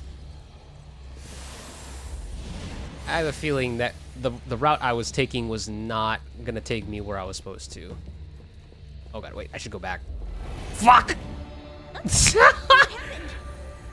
Oh. Did you hear that? It sounded like mumbling. Something Wait. Something about the functions here are too complex. Fast forward to stop bugs affecting the quest? Huh? Did the game just take pity on me? Wait. Did the game just take pity on me? Did they just call me incompetent without actually saying it? Wow. Wow, okay. Wow, I didn't think that I would actually get that treatment. Actually, moreover, I didn't think this game would actually give us the, like, incompetent pass. I wonder if anyone else figured that out. Oh god, what happened? Floor master? Right, just a moment ago. Why is it so small and dark here now? You call this dark? Looks like we've entered a secret room. Oh. Took a wrong turn. Well, as the strongest supernatural and intuitive duo of A-Bone, the two of us teamed up and still made a mistake. Wow, even Nonali is calling us incompetent. It appears we have to find our own way out. This is easy. I'm quite the hand at demolishing houses. I mean, it probably is a trap. Also, interesting angle. Maybe we should investigate before taking action?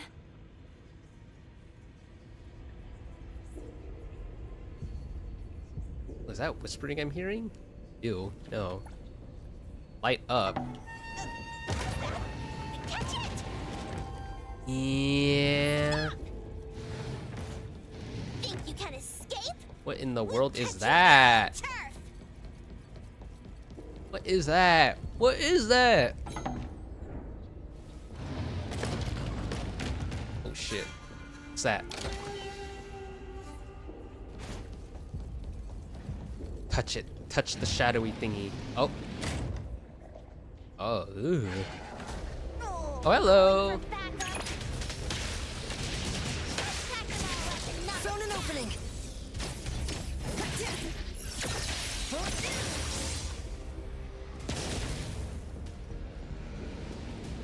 Alright, come at me. What else you got? Or doors. Take me down. Oh, oh, oh, what the fuck? You!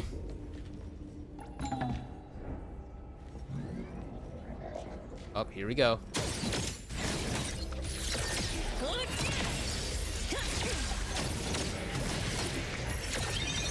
Let me heal you. Not the head. This is making me dizzy. Hiding isn't That's a real big skill. bitch.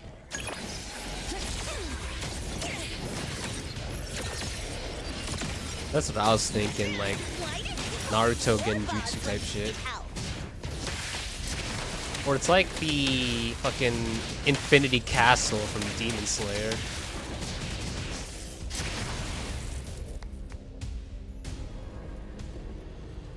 Up 2 doorways.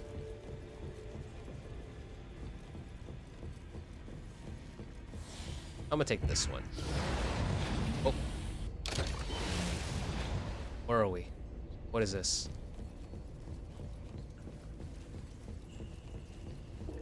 Okay, nothing to interact there. Soul Society. I've never watched Bleach. Suddenly, it's all quiet. Where did it go? Wow. This place feels like the A-Bone storage room. Oh, quick, look around. This one? No, not this. Oh, what about that one? Oh, this one not quite right. Suspicious. Very suspicious.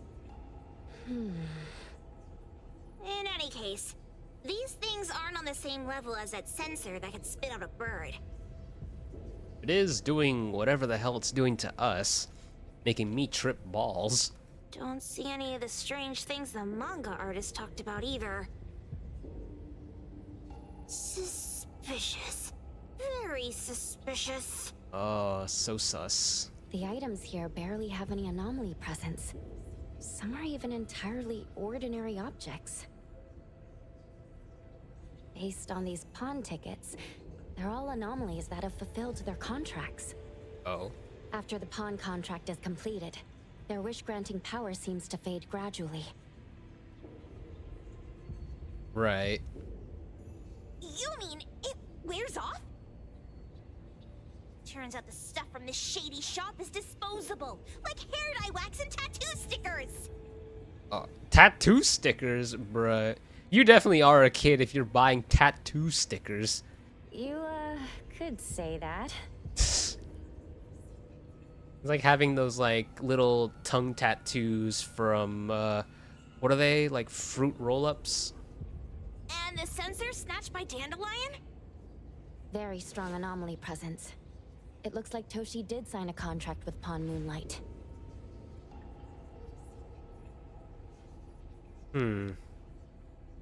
So, Toshi was a perfumer. And they had, like, a sensor that was picked up by the dog. Did the owners turn the dog into a fucking... like a fucking repo, like... a repo, like... catcher, pretty much? They just send that dog out to pick up the shit? Like, to pick up the, like, the objects that were pawned off and repossess them? But his wish hasn't come true. Oh. And he disappeared before it could. Oh, then what does that mean? Oh, I got it!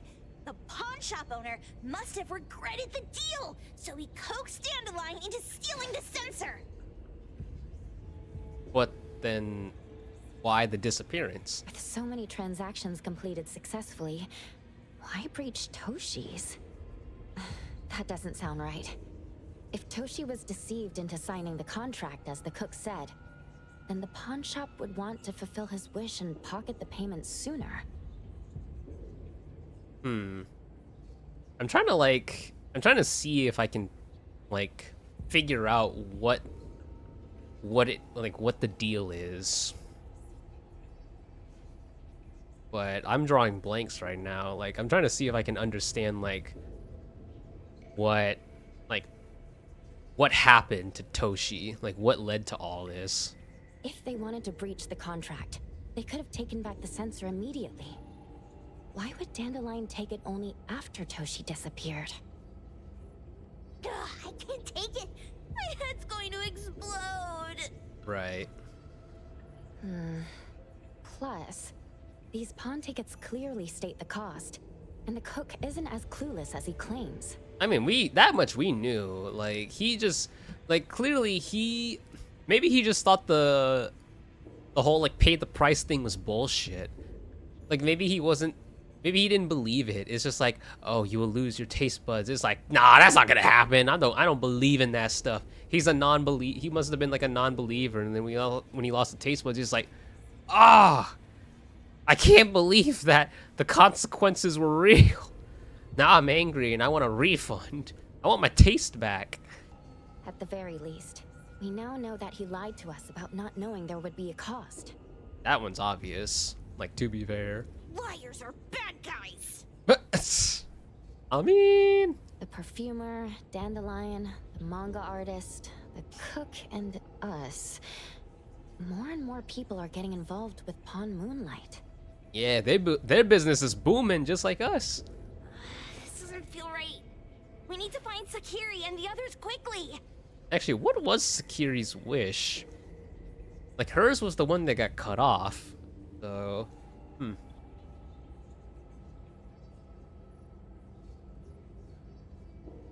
That is also true. He probably just didn't give a shit. Yeah, that's also true. Maybe he was one of those people where it's like he would like it's like the equivalent of like buying something, using the object, and then trying to return it after you've had your fill with it, and trying to like that way you got what you wanted while also not paying shit. Maybe he thought that he could pull that kind of bullshit, but nope. You lost your taste buds. You already paid. You got what you wanted and you paid already.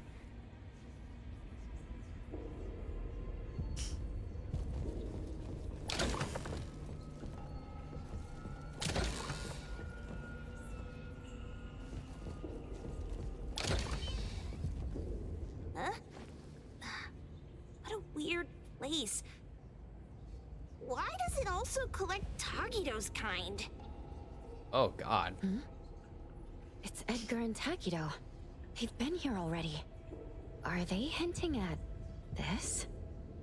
This knife? Doesn't seem too handy as a weapon. Is that the knife? Kenneth. Oh, isn't that the cook who hired us? 10 years sense of smell.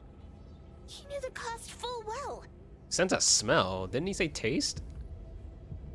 And he played dumb in front of us. Wait.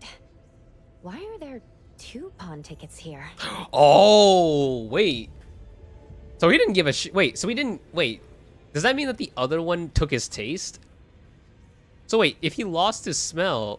Wait, so then that means... In this case, Kenneth has been to Pawn Moonlight more than once. Oh. The cost of defeating the current culinary virtuoso is a lifetime sense of taste.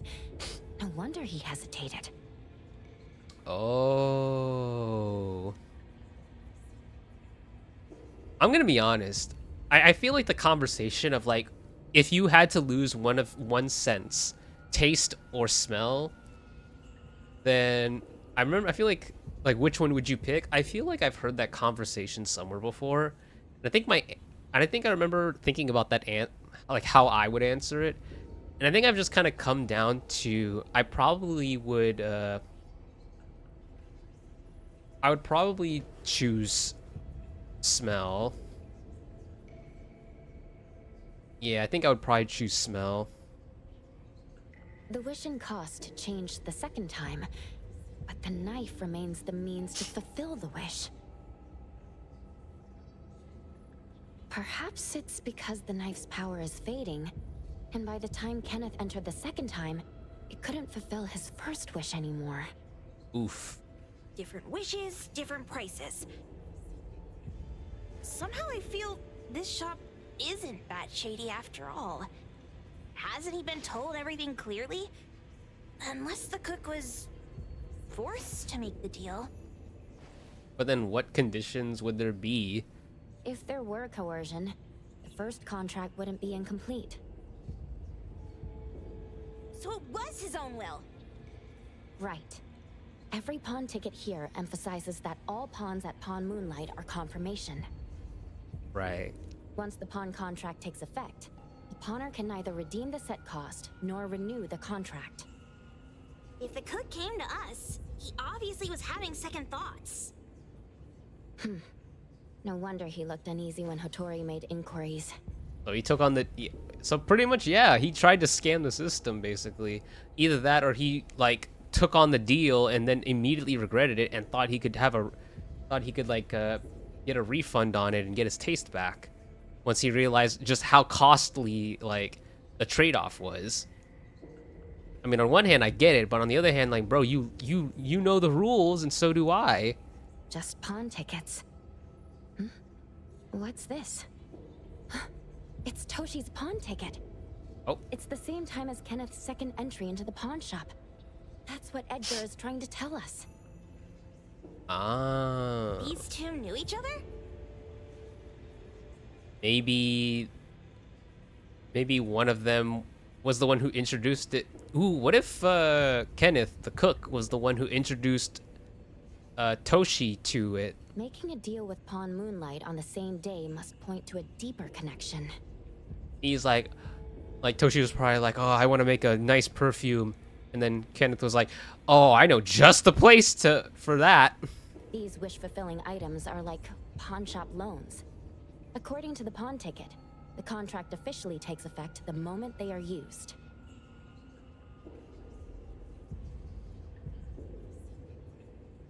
That's kind of what I assumed, right? Like for the chef, that yeah, he was just trying to get the best of both worlds and pretty much trying to avoid the actual cost of it. Toshi and Kenneth got their items from the pawn shop on the same day. From getting the sensor to disappearing, Toshi never used it. And Kenneth came to us wanting to eradicate Pawn Moonlight. Did he know about Toshi's disappearance?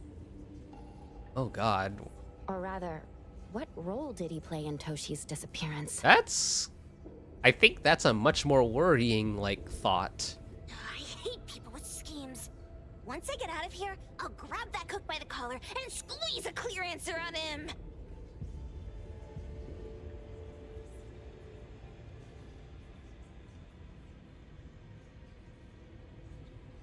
I think probably the most shady thing that you could say about the shop is just the simple fact that that there are such like consequences tied to them.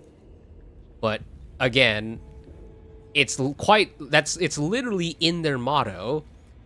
Like, it's literally in their motto. So like, but I think at that point it's less shady and more just what's even the word for it?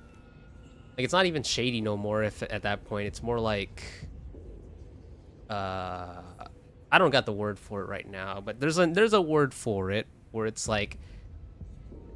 It's like very clearly indicated that the kind of consequences that would come out of it are like equal to the actual cost of granting the wish. I'm trying to figure out the word for it, but my brain is kind of cooked right now. There's no one that a beating can't fix. If that doesn't work, then another round. Oh, God. Damn, you double cracked your knuckles? I can only ever crack a full row of knuckles like once. I did it just now. I can't really do it with my other one because I already did it earlier today, so. Maybe we'll find the answer here. Let's look further ahead. Even then, when I crack my knuckles, I usually crack them one at a time. Like, I crack them one knuckle at a time, personally. I just can't really get behind the whole process of, like, cracking, like, just taking the palm of your hand, putting it against your fingers, and just cracking all your knuckles at once.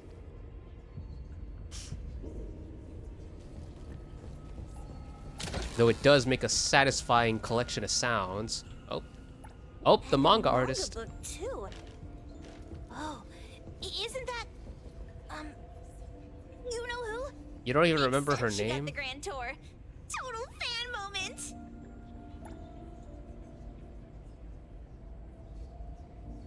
Press. Wait, what does this mean?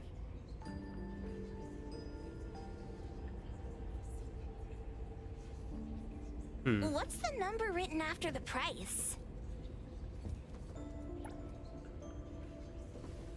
Oh, what? I can't view it again? I wanted to refer back to it again just so I could figure. Oh, dog!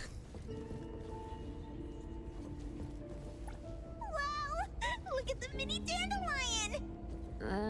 Looks like someone made it with their dog hair collection. Ew. No wonder it's called dandelion. It really is a flurry of dog hair.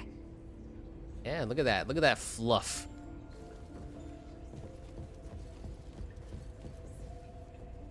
Oh, I can't do the interlocking, like, finger. I tried it a few times and I just can't. I can't, like, crack my knuckles like that.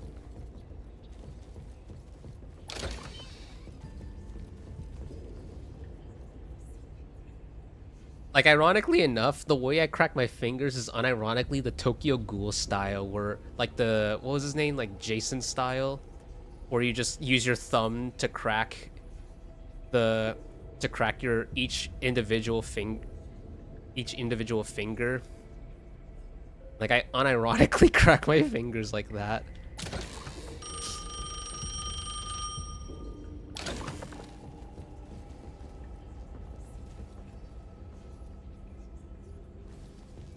Oh shit. Damn, this shit real.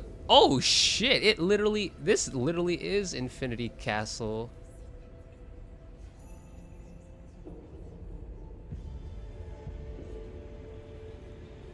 What is that?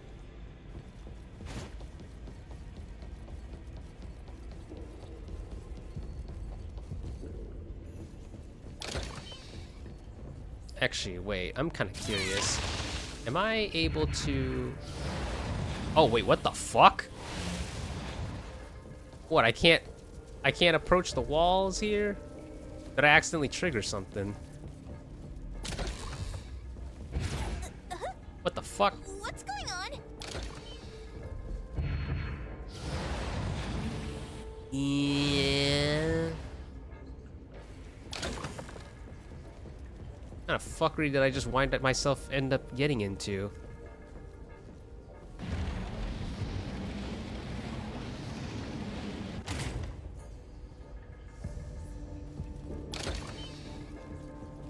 Aw, shit, everything's upside down now. Light up. Oh.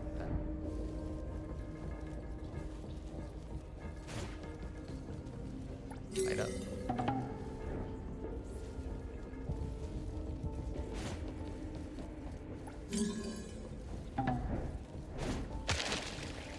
Oh god. What the fuck? Everyone, follow my commands!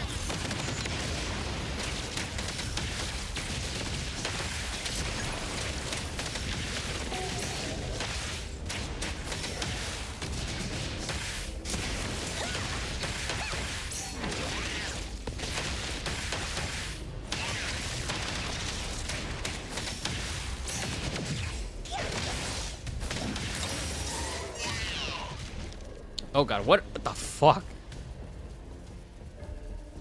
Oh, so So I can walk upside down. I didn't realize I could do that. That's what I was trying to figure out earlier before I got unwillingly taken away. Yeah, so I could literally walk upside down, or I guess technically I'm now right side up. Then if I just fall... Oh, that's kind of freaky. Okay, wait, where am I going? Continue searching for... I mean, is there anything else here? Should I start exploring again? Where'd I come from? Can I open this? No. No. Okay. Takido's mark! Another one! Looks like they found Sakiri. That's the Kaluchi family's consigliere! So glad they found Sakiri! I was worried that without us, Sakiri would get in trouble. But now it seems the owner of this place hasn't done anything too bad. Okay. Especially with Dandelion. They seem to get along just fine. And he didn't teach it anything weird. That's the concern? You didn't teach it anything weird? Our findings regarding the owner of Pawn Moonlight align closer with the manga artist. Yeah. I feel like the manga artist is probably the most accurate. Let's go meet up with Edgar and exchange At least so far. information. They should be just ahead.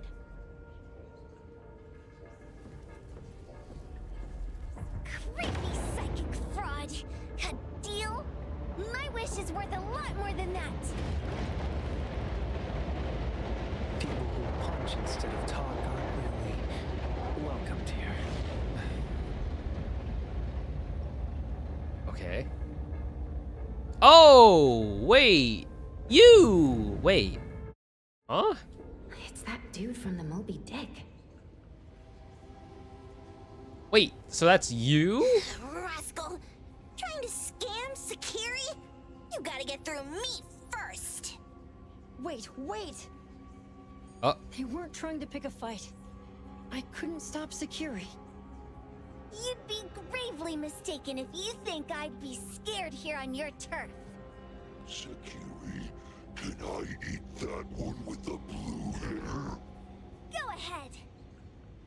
Okay, so I didn't think that blue-haired guy would be involved in this. I remember seeing him, like, just before I, like, went to sleep last night. Like, before I ended stream last night, so... Oh! They fighting? Oh, he moving.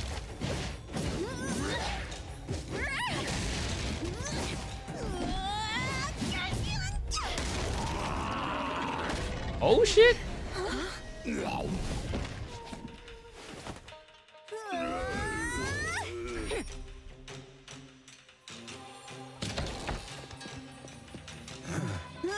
Oh, what the fuck?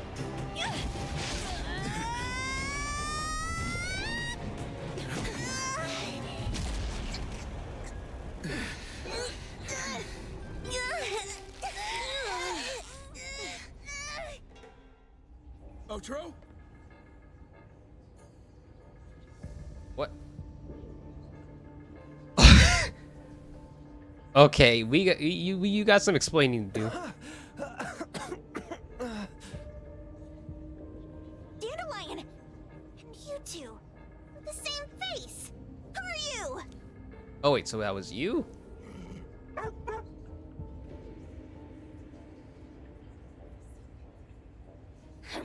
I knew it was you who kidnapped the perfumer! We're gonna drag you back with us today, all of you! What a rude kid. If you hurt this man in front of you, none of you will be going home today. Ooh. Wait. Why don't we check the situation first? Toshi, we are here on Landrick's request to investigate your disappearance. Pawn Moonlight seems to be connected to your disappearance. Is there any misunderstanding here? I was kidnapped by a friend of mine and was saved by these two. They're the owners of Pawn Moonlight. Oh, wait. So then did Homeboy Did homeboy kidnap you? Huh? Did the chef? Was it the chef? Toshi, was your kidnapper Chef Kenneth of Delicamy? Yes. I'm surprised you already figured that out. Bruh. Okay. I didn't think kidnapping was the relationship between the two of you, but okay. I met Kenneth at a corporate dinner party. A little while ago, he learned that I'd been troubled by my work with Landrick, so he asked to meet up and told me about Pawn Moonlight. So I was right. He was the one who was like, hey man, I heard you've been in trouble, so I got just the place to recommend you. Yeah, nah. I mean, if it wasn't already obvious that the chef is a bit of a dick, then like, yeah, this confirms it without a shadow of a doubt. A place that makes all your wishes come true for you as long as you're willing to pay the price. I thought it was a scam at first, until we saw the giant door up in the mountain and we pushed it open. So, Kenneth brought you here? Kenneth urged me, saying, no pain, no gain. So we pawned what we had at Pawn Moonlight to realize our dreams. The chef has been here before. He was here last time because he had a burning wish, but he turned down the deal last time. Bruh. Kenneth exchanged 10 years of his sense of taste for a dish that would grant his restaurant another star. I gave up 20 years of my sense of smell for a unique fragrance that would go down in history. Oh, okay. Now I understand. Okay, so that, okay, understandable. Were your wishes granted? Not long after we got back, I learned that Kenneth's restaurant indeed got a new star. But I was hesitant. I couldn't decide if I wanted to use the sensor I brought back. Okay. 20 years is a long time. It wasn't because of losing my sense of smell for 20 years. If I could get my wish, it's only fair that they took what they deserved. Okay, I mean, at least you're aware. I was debating whether getting the fragrance this way was really what I wanted. Oh, so you're a man of integrity, or at least you had enough integrity to ponder if this was something that you wanted to do. A few days ago, just after I made up my mind, Kenneth came to me again. Okay. You wanted to pawn something again? No. I told him straight up that I had decided to return the sensor and terminate the contract. But he thought I had already used mine, so he came to me because he regretted pawning away his sense of taste. So he wanted to discuss how we could take back what we'd lost. Oh. Okay. And then I guess he kidnapped you as some kind of ransom, maybe. It's like, I will give back this man if you give back my sense of taste. He was worried you'd tell the owners of Pawn Moonlight about his plans, so he kidnapped you. Oh. Once he realized that you didn't lose your shit. Yes. He locked me up and contacted various anomaly hunters trying to find a way to destroy Pawn Moonlight so the contract would terminate. Oh, so okay. So maybe not so much of like a ransom of like, oh, I will give back this man. It's like, oh, I will It's just like, all right, you're out of the way. Now I'm just going to contact anyone who could destroy the people who took my sense of taste. So that way, hopefully, I'll get my taste back if they could terminate my contract. I see. But you already fulfilled your contract, though. That's the problem.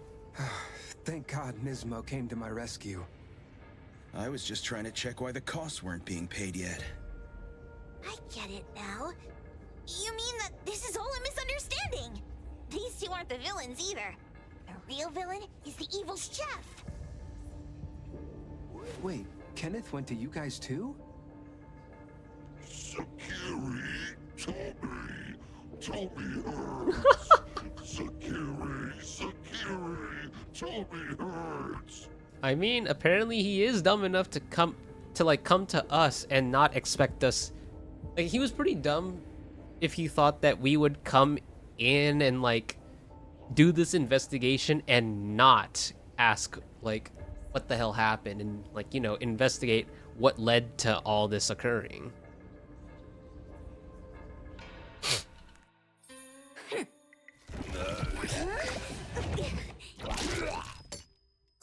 Oh yeah, the dog.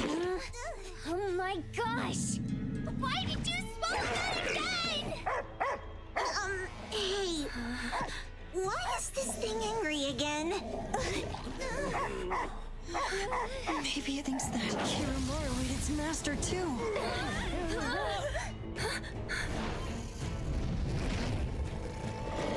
Oh shit, so that's what we saw? A wolf with wings? Oh shit!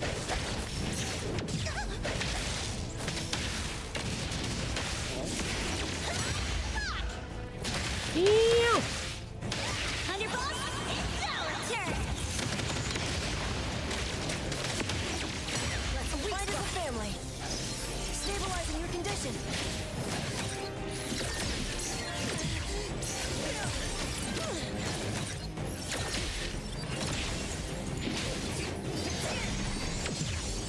I should keep my distance.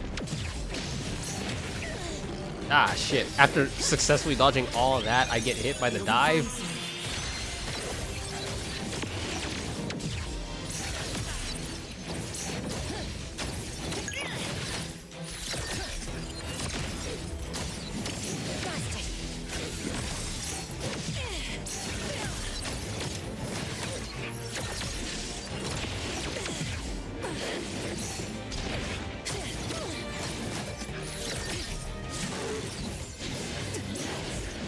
Damn. Oh shit.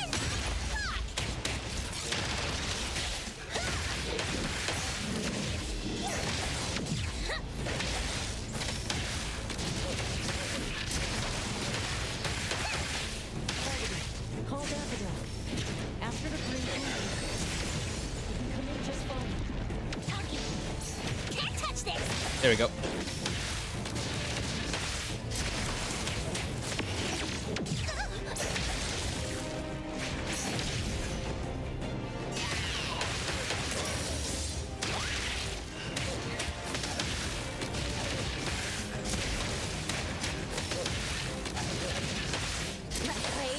Then break!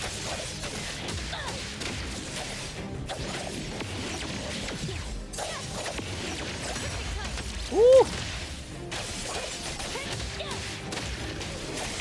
Excited? By Hero!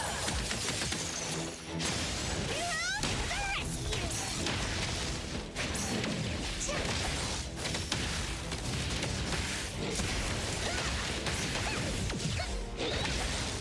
You can challenge me?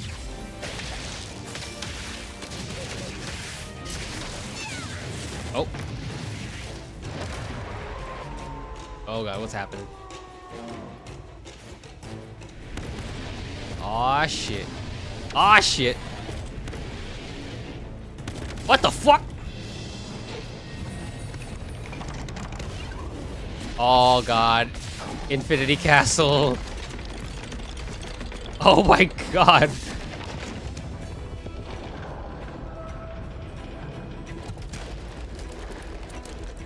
Oh dear. What now? Melee attack. What the? Okay. Oh shit.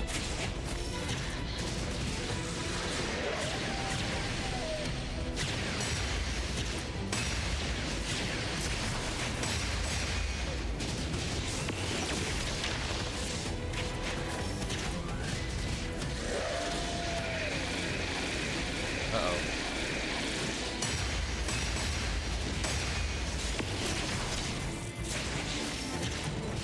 Damn, I keep missing.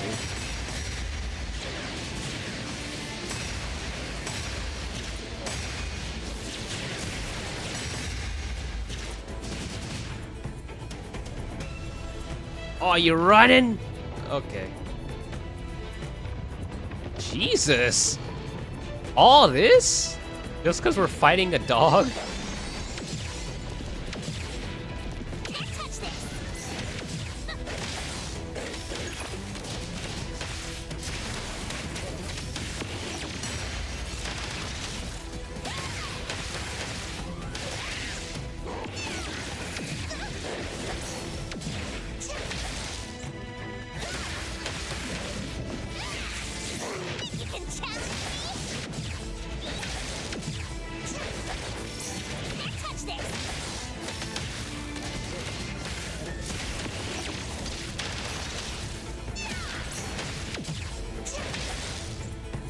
Damn, I keep missing, like, the parry timing.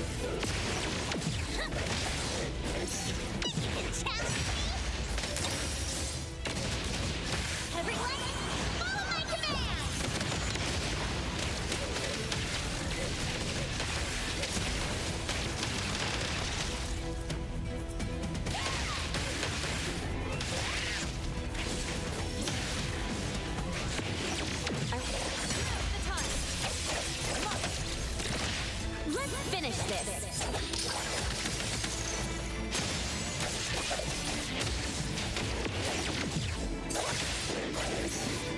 Fine. Feeling good.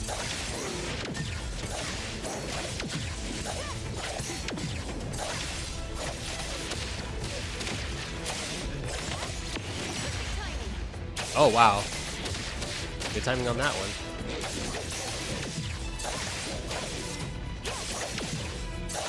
Not too difficult. How do I keep accidentally doing the parry timing?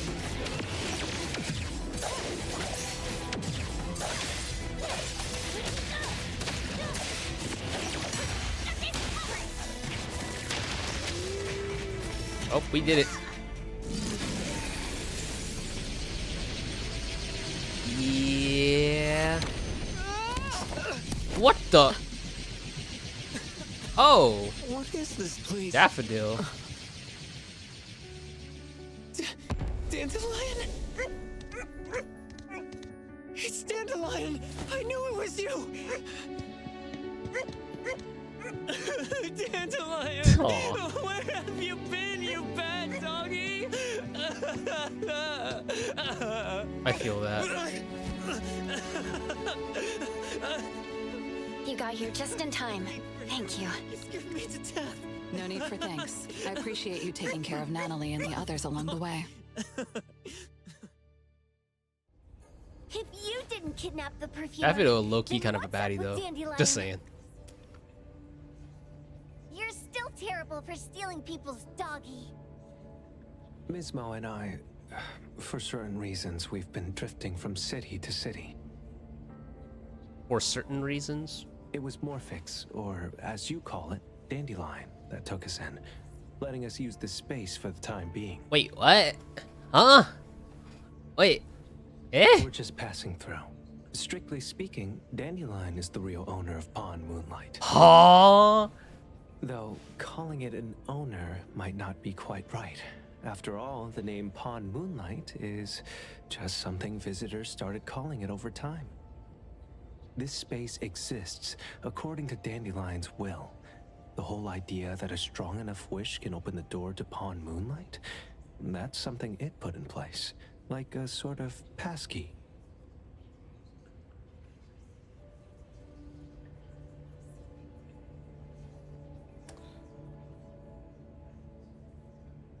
So let me get this straight. You mean to tell me that these guys aren't the owner, but are basically just... Wait. So these twins are the strays that were taken in and not the other way around? The dog wasn't the stray that was taken in, it was these guys? And the owner was the fucking dog?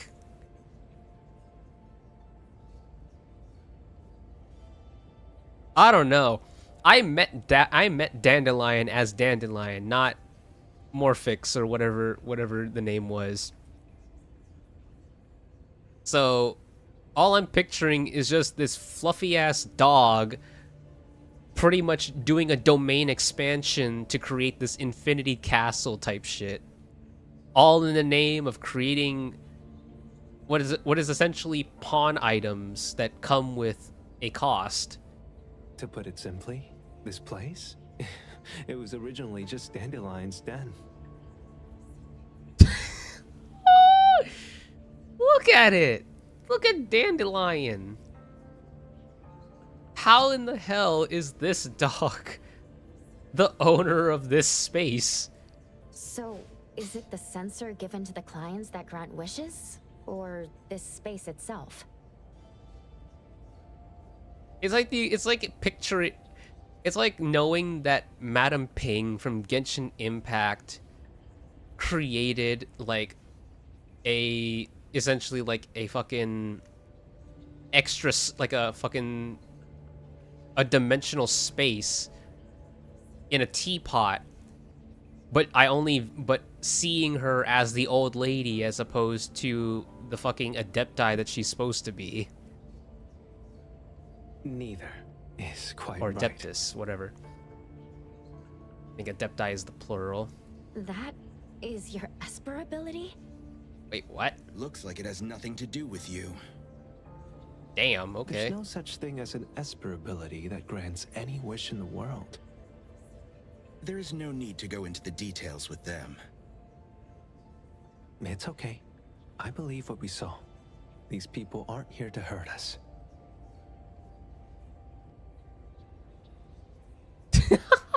Due to some private issues, we cannot answer some of your questions. Okay. Now that Dandelion has returned to its owner, Ms. Mo and I will be leaving Hetheros soon as well. If possible, I'd appreciate it if you could keep our business between us. I bet Dandelion is happy to be reunited with its owner. Thank you for being such a good pal for the last 6 months. Fucking 6 months. Otro and Mismo, thank you for taking care of Dandelion for us. Otro gets terrible allergies every shedding season. Keep a close eye on this one. Don't let him run away and cause more trouble. Wow. Wow, bold words coming from the one who was taken in by the damn thing. Yes, I will. Mismo means that he will miss Morphix. Yeah, sure. Hey.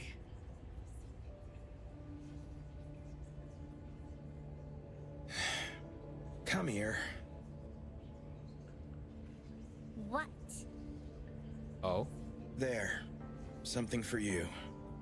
What would you do? Huh? When did this happen? You were so straightforward when you were a kid. Keep it safe. What the heck is this? I don't want it. Otro said that those... Everything in this pawn shop has its destined owner. I fat fingered, so I wasn't able to see what he was handing her. Fuck. Since you were able to open the door with your wish, then there's something in here that belongs to you. Okay. He also said that you no longer had to sign any contracts. You can take this as a keepsake. What does that mean? How would I know anything about your wish? Go ask him yourself if you don't want it.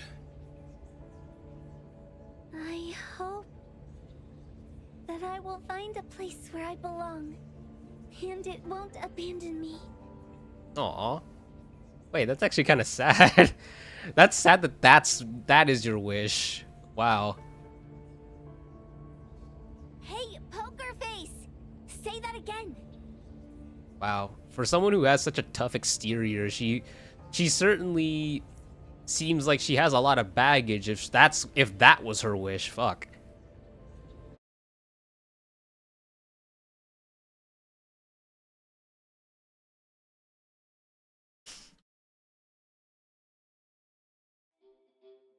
Oh, the next Clause day. 6 on page 2 of the commission contract stipulates that in the event of any deception or misrepresentation by the client during the contract term, The client remains liable to pay the full fee and forfeits any deposit made. Thank you for choosing A-Bone.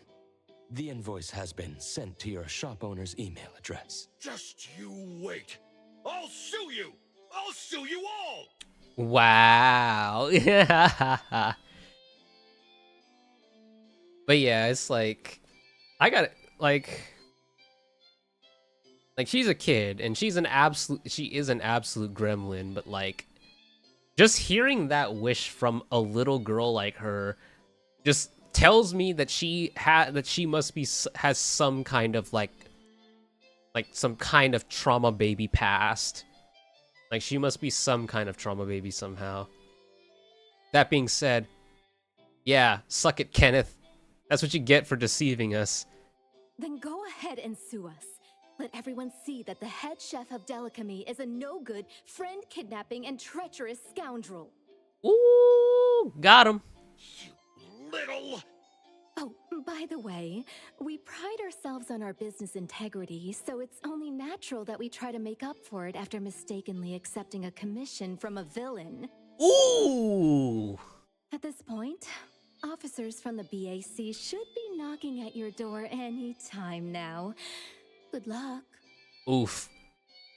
Wow. Got his ass with that one. So, what exactly grants people's wishes? Could it actually be the brothers' abilities? That's so unfair! Otro said there's no ability in this world that can grant every wish. Stop avoiding my question! I know you're smart enough to have figured this whole thing out already. It's just speculation. But from all the clues, it seems that one of the two has an exchange ability related to the pawn contract. And I suppose that's kind of where the cost comes in, huh? The other person probably has a summoning ability that has to do with wishes. This ability probably has other restrictions in addition to wishes. The Esper abilities of these two are connected to some unknown power, along with Dandelion's power to control space. This is probably what created Pawn Moonlight. Restrictions? Connection? You probably witnessed something extremely rare. I heard that if both twins have Esper abilities, the powers would be like two repelling but also attracting magnets and will create an unusual resonance. What is up with like media like this that has like twins and having very weird dynamics and power? Also, yep. That is one badass lady. Definitely waifu material. Absolutely. 100% real. Peak recognizes peak. But yeah, what is up with that? It's like you have twins that have Esper abilities that are both repelling but also attracting magnets. Whereas in fucking Jujutsu Kaisen, you have twins and it literally is considered, the powers that they have is pretty much split between the twins because the twins are considered one individual as opposed to two separate individuals. So that's just something that I've been noticing lately. So they're super powerful when stacked? Then why do they collect a price for each wish? It sounds absolutely unnecessary. What's the point of that? If I had such powers, I would totally... I mean, just the simple fact that your thoughts were trailing towards that direction is probably the reason why there's, like, restrictions and limits. Otro seems to have a weak presence. There was a noticeable difference between when we first met him and when he left. He was like flowing sand. Mismo said he went out to investigate when Toshi didn't pay his price. Also, just... yeah, describing it as, like, flowing sand. Because that made me think of two things, and they were completely different things. It made me think of one, Star Wars, of fucking the quote, like, I hate sand, it's coarse and rough and it gets everywhere. And then the other one is just fucking Flash game of just falling sand that I had put in an embarrassingly amount of time, an embarrassingly high amount of time into. Each price he was after was marked with a different number in the pawn record. If the numbers are time, then it only follows logically that the price was used on Otro. So he... Tagido and I met Mismo and Moby Dick. Tagido... Mismo was probably looking for Toshi at the time, but he was disguised as someone else. Right. I thought he was just being cautious. But come to think of it, since they left Hetero in such a hurry, it only makes sense that there's a lot more to this than meets the eye. That's enough. They're gone, and thinking about this won't help us make a penny, right? It's all about the money. Why don't we go through the shopping list to see if we've missed anything?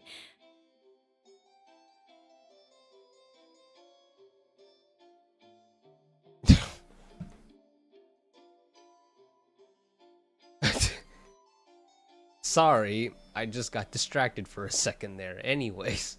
Oh, should we replace the sofa? Oh dear. Why do I always feel uneasy after Landrick's final payment arrives?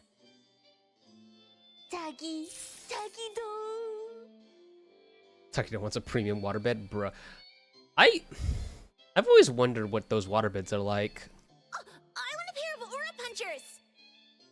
Rejected. Quick. Oh, please, boss. Won't you reconsider? Meanwhile, on the other side of the city, Boom Boom and Dandelion are also preparing to head home. Okay. Wait, we're actually touching base with them? What are you doing here so far away from home? Thank God you had all these nice people taking care of you along the way.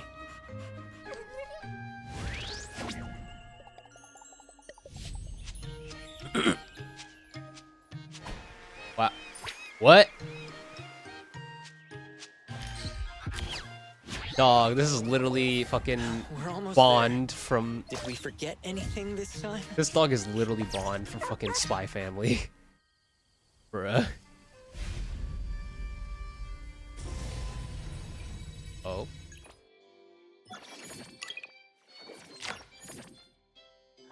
Oh, what? What's this?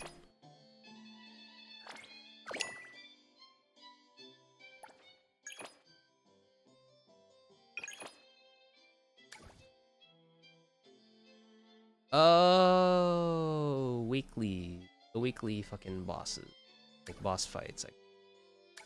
Okay, gotcha.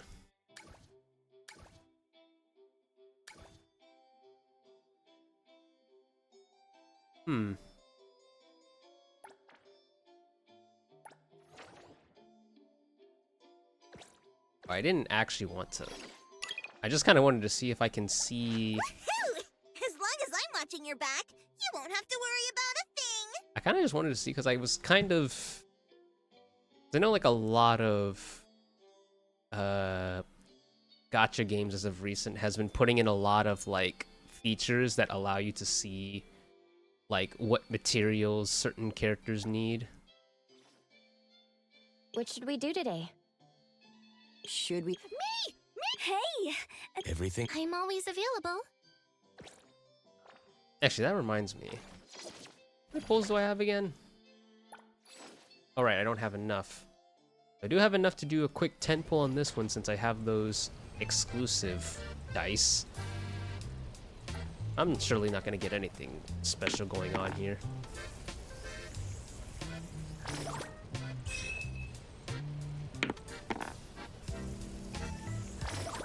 Oof.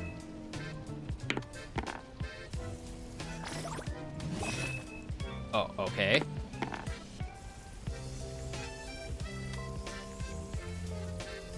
Damn. Oh, what could have been. That could have been something. A shame, a damn shame, really. At least give me another dice. Fuck.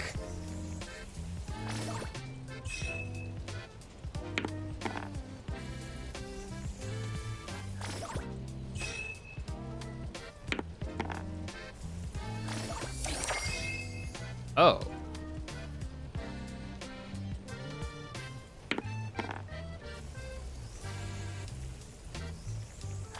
Okay, I wasn't expecting that.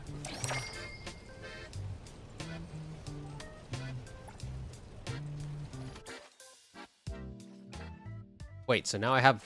Wanna join the amazing Colucci's? We're always ready to have So now I have a glider?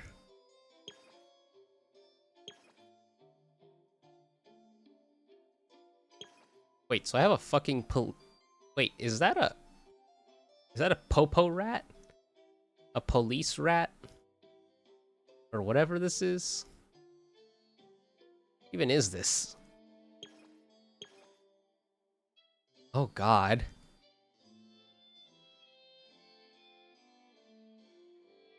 And these are gliders.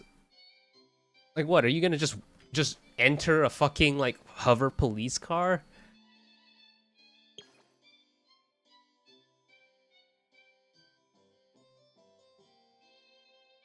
I'll just equip real quick, I guess. Wanna join the amazing Colucci's? We're all...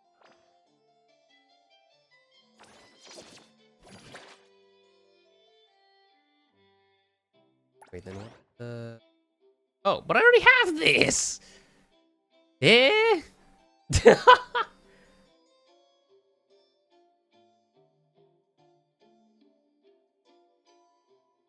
Oh, when I said popo, I just meant it as in like the police.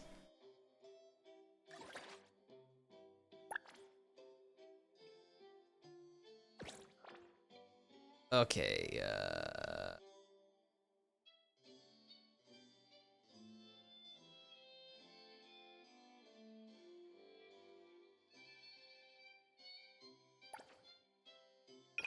so... Right.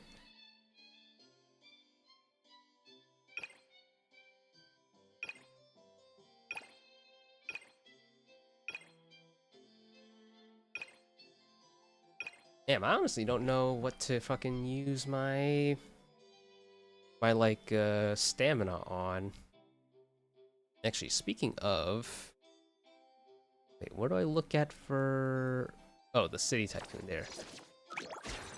So wait, what do I still gotta do?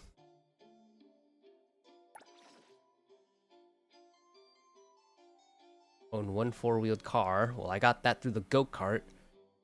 And I gotta do this.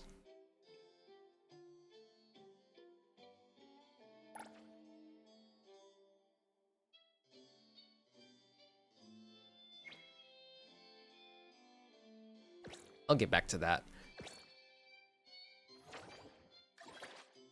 Ah, right, this covers the...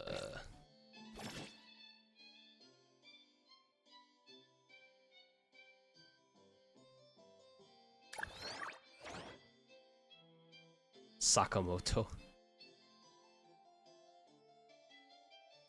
I'll have to tune back on this one on my own, like, maybe not on my own time, but like at some point I need to tune back in. But not tonight, because one, it's late, and two, I am getting a little sleepy, but I'm not tired enough to end stream just yet. I still gotta figure out what to do. Oh shit, I should probably hurry up and use something. I want to use it here, but like, there could also be other bosses I could be unlocking as I progress.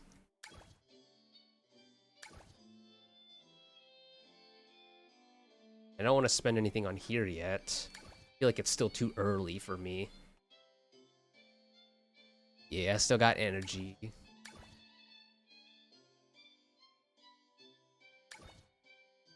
I don't want to spread myself too thin because I'm not even really too sure what kind of team I want to make, like, to be honest. As long as I'm watching your back, you won't have to worry about a thing. I haven't even, like, had the opportunity to even look up, like, what kind of team I want to make. Or what teams are considered good. I'm here. What should we like, do? right now, Should we head out? all I've kind of deciphered so far is that, at the very least, I kind of for the time being, I kind of want my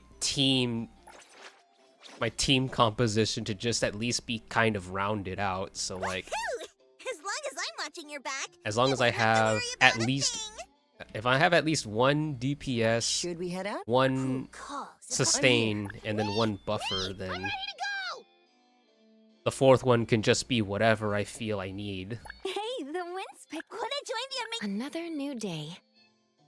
Who calls upon the name of Haniel? Wanna hang out? That's precisely it, right? Like, that's kind of why I'm like holding off on like committing to any specific like farming, because I'm not even really sure what kind of team I want to build just yet, because I kind of want to get more characters, and that hinges on me doing more polls, because I don't want to use my selector just yet. That's the other thing, right? I don't want to use my selector just yet. I want to at least wait a little longer before I have to use it.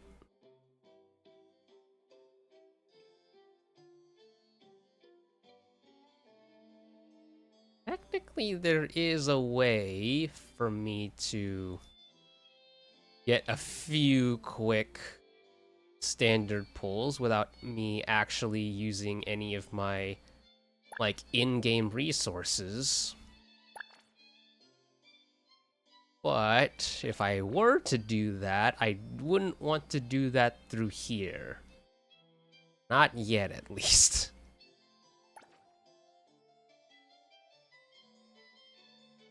Level 10 with one character. Bro, I'm still sitting here with level 1 characters.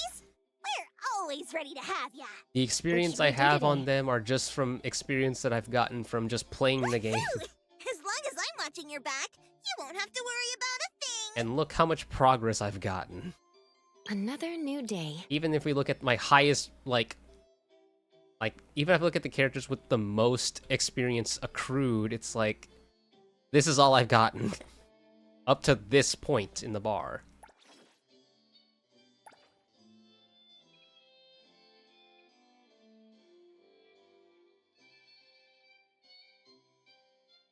Oh.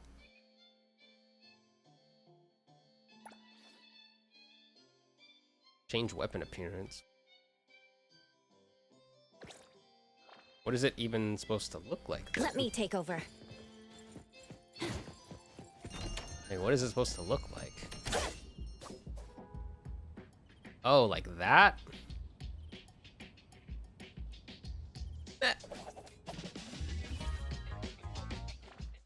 For the time being, if I'm gonna use up my stamina in a most general sense, then I feel like the thing I'd probably use it on would just be like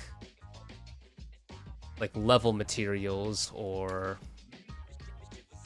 I guess for the time being, just level materials, because what are these even for? Enhancement for abilities. But I imagine these are character specific, or they only work on certain characters. So I'm holding off on these. I think the most general thing that I feel would be appropriate would be upgrade materials. Because at least those can go on anyone. Like, I can use those on anyone if I wanted to.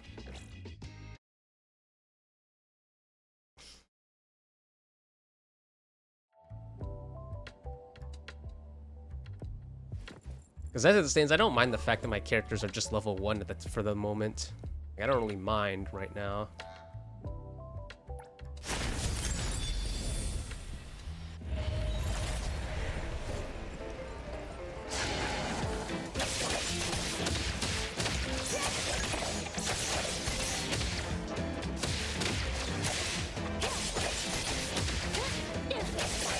Be careful.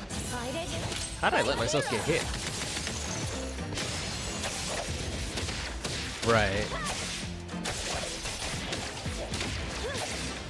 Because at least, like, when it comes to generic upgrade materials, it's like anyone can use them. The same can't be said for, like, character-specific ones. So I think I'm just gonna go for the more generalized stuff. And just kind of figure out where I go from there.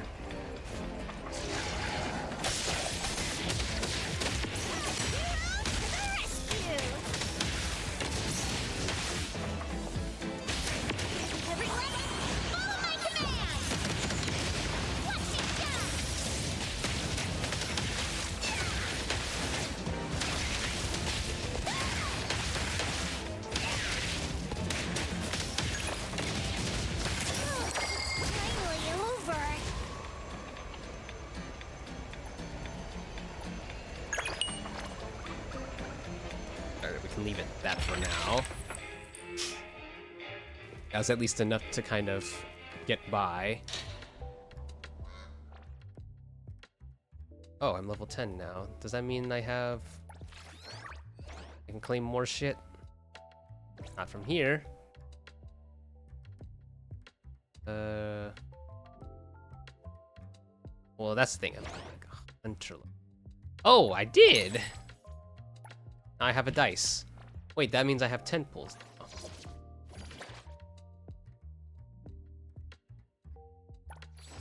That means I can throw a quick 10 pull into the wind.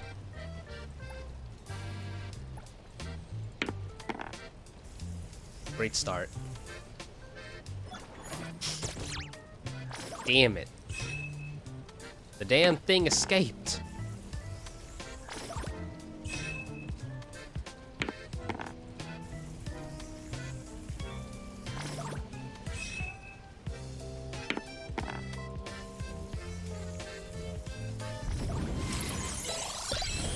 Yeah. More mint. Looking for me?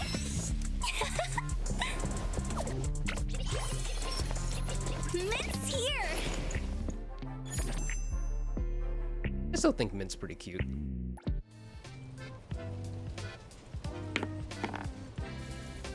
Damn it.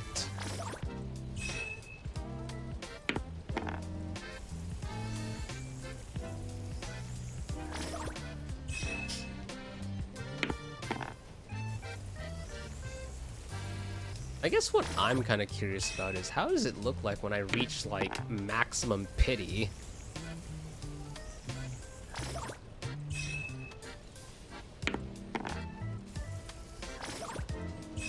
One thing's for sure, my dice rolls are kind of garbage right now.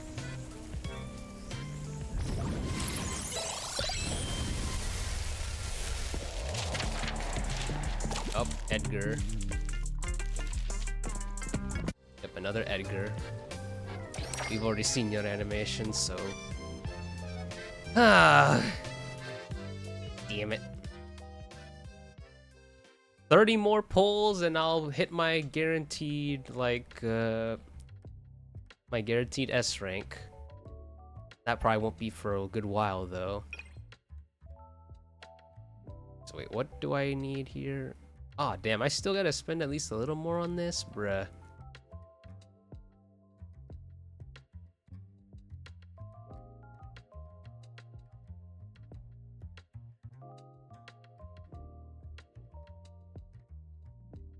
Think pause heist. I don't think I have access to that yet.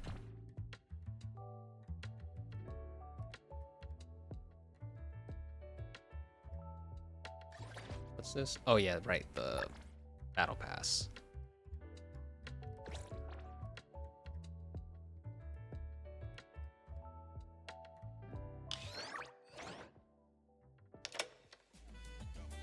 Damn, there's no... Oh wait, there is. I was about to say, like, there's no like claim all button, but nah, you just press any one of them and it's automatically claimed.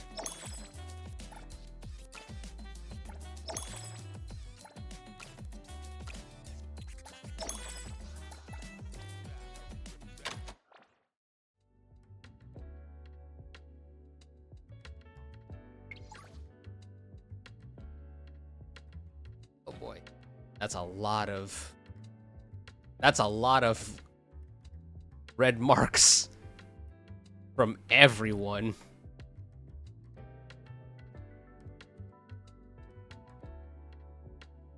Oh boy. You're that close from a free ultra rare? Damn. So okay, so I need to see. So, wait, you get another Aurelia from the login rewards? Because I already have one, or maybe two. That means I just get another copy. I need to be... Hunter level 15.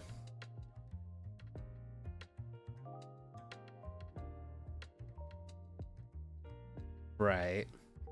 I figured.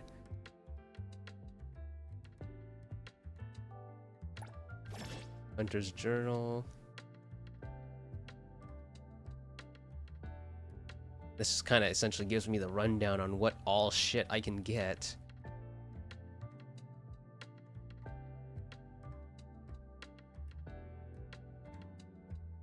Beyond the Rails, Fresh Stage 10. That sounds like some, like, what was that thing? What was that game mode called? Spiral Abyss in Genshin. Man, it's been a long time since I played Genshin. I dropped that game like a year ago. So like I don't know anything. I don't remember anything about Genshin. Like what? Since Fontaine. Exploration Guide, Phase 8 to claim a full set of orange console. Interesting.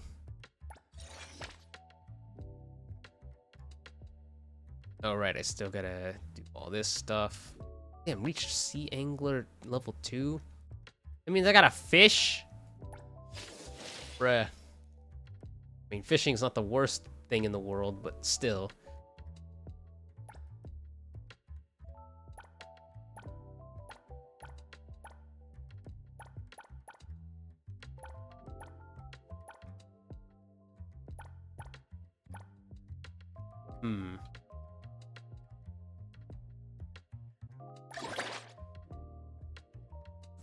Oh, and then these are the limited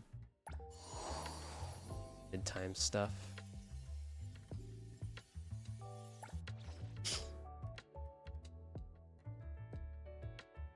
This expansion core. Portable component used to substitute missing materials when upgrading Esper. Oh! Wait, okay, so they have this? They have this type of stuff in this game? Okay, that's cool. That actually gives me some incentive to run that. I can always run that on my own time.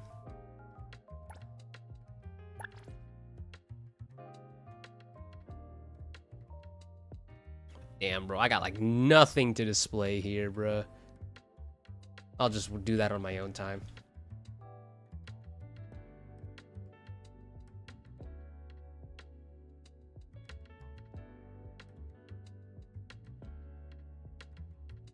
Oh, okay. I feel like it's not very often I come across like games where like, especially gacha games, where you effectively can take a character that is initially kind of a lower rarity and then gradually upgrade their rarity to like the higher like rarity levels. I feel like it's not very often I see those. I think the last time I played a game that incorporated such a feature was Neural Cloud. That was the last gacha game that I played that featured anything like that.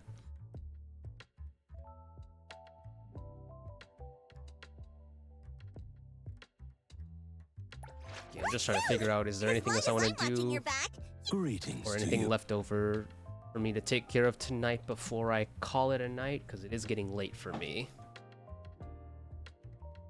Oh yeah, no, absolutely. Like, it's not common, but when it's there, it's sure to be fun. Or at the very least, it opens a lot more doors.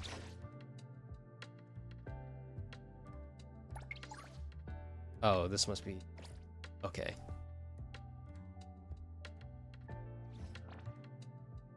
Yeah, I think as far as progression goes, I think I'm at a decent point to stop for the night. Jesus, that scared the fuck out of me. Yeah, I think I'm at a decent point to stop for the night because I am getting tired.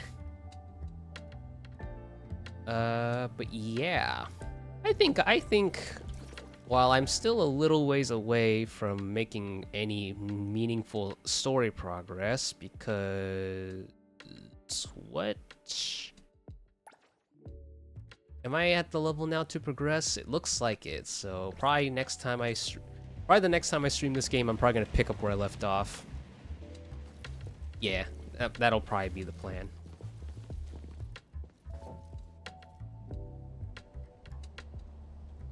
Yeah, cause I do think so too. As in like, it kind of. It makes pulls for characters that would otherwise be complete in normal gacha games to grow exponentially more than they otherwise would be on any other gacha game. Just because you can, like, say, take those extra dupes and put them into the character to then increase their rarity and whatnot, or in whatever ways you're able to increase their, like, rarity if given the option. So yeah, I do think that, like, on one hand I can understand why it's not very common. I do think that it makes me appreciate games that do have that function. Anyways, yeah, I think I can go ahead and leave it off there for the night, because Lord have mercy. Oh, man. Plus, I am also getting very thirsty. So I'm probably once I close up shop, I'm probably gonna, like, do my usual rounds for the night before I end up going to bed. Before I then wake up and then immediately start streaming again. But we will see, we will see. I'm definitely gonna stream later, like, tomorrow morning, or I guess, given the time, later today. But yeah. Yeah, it's more than likely I'm gonna probably continue doing more of this game. I'm having fun. I'm having fun with this game. Glad you were able to tune in for the stream. It's not very often that I get people to tune in like this, but it's always welcome whenever people do drop by. But yeah, so I think regardless of what I end up doing, because who knows, maybe I'll do some slip in some reaction stuff on the side as just a little bit of a bonus. Either way, with that being said, I'm gonna go ahead and leave it off there, so I will see you in the next stream whenever that is. But until then, bye. Right, I don't have a end screen, so I'm just gonna end up cutting it off just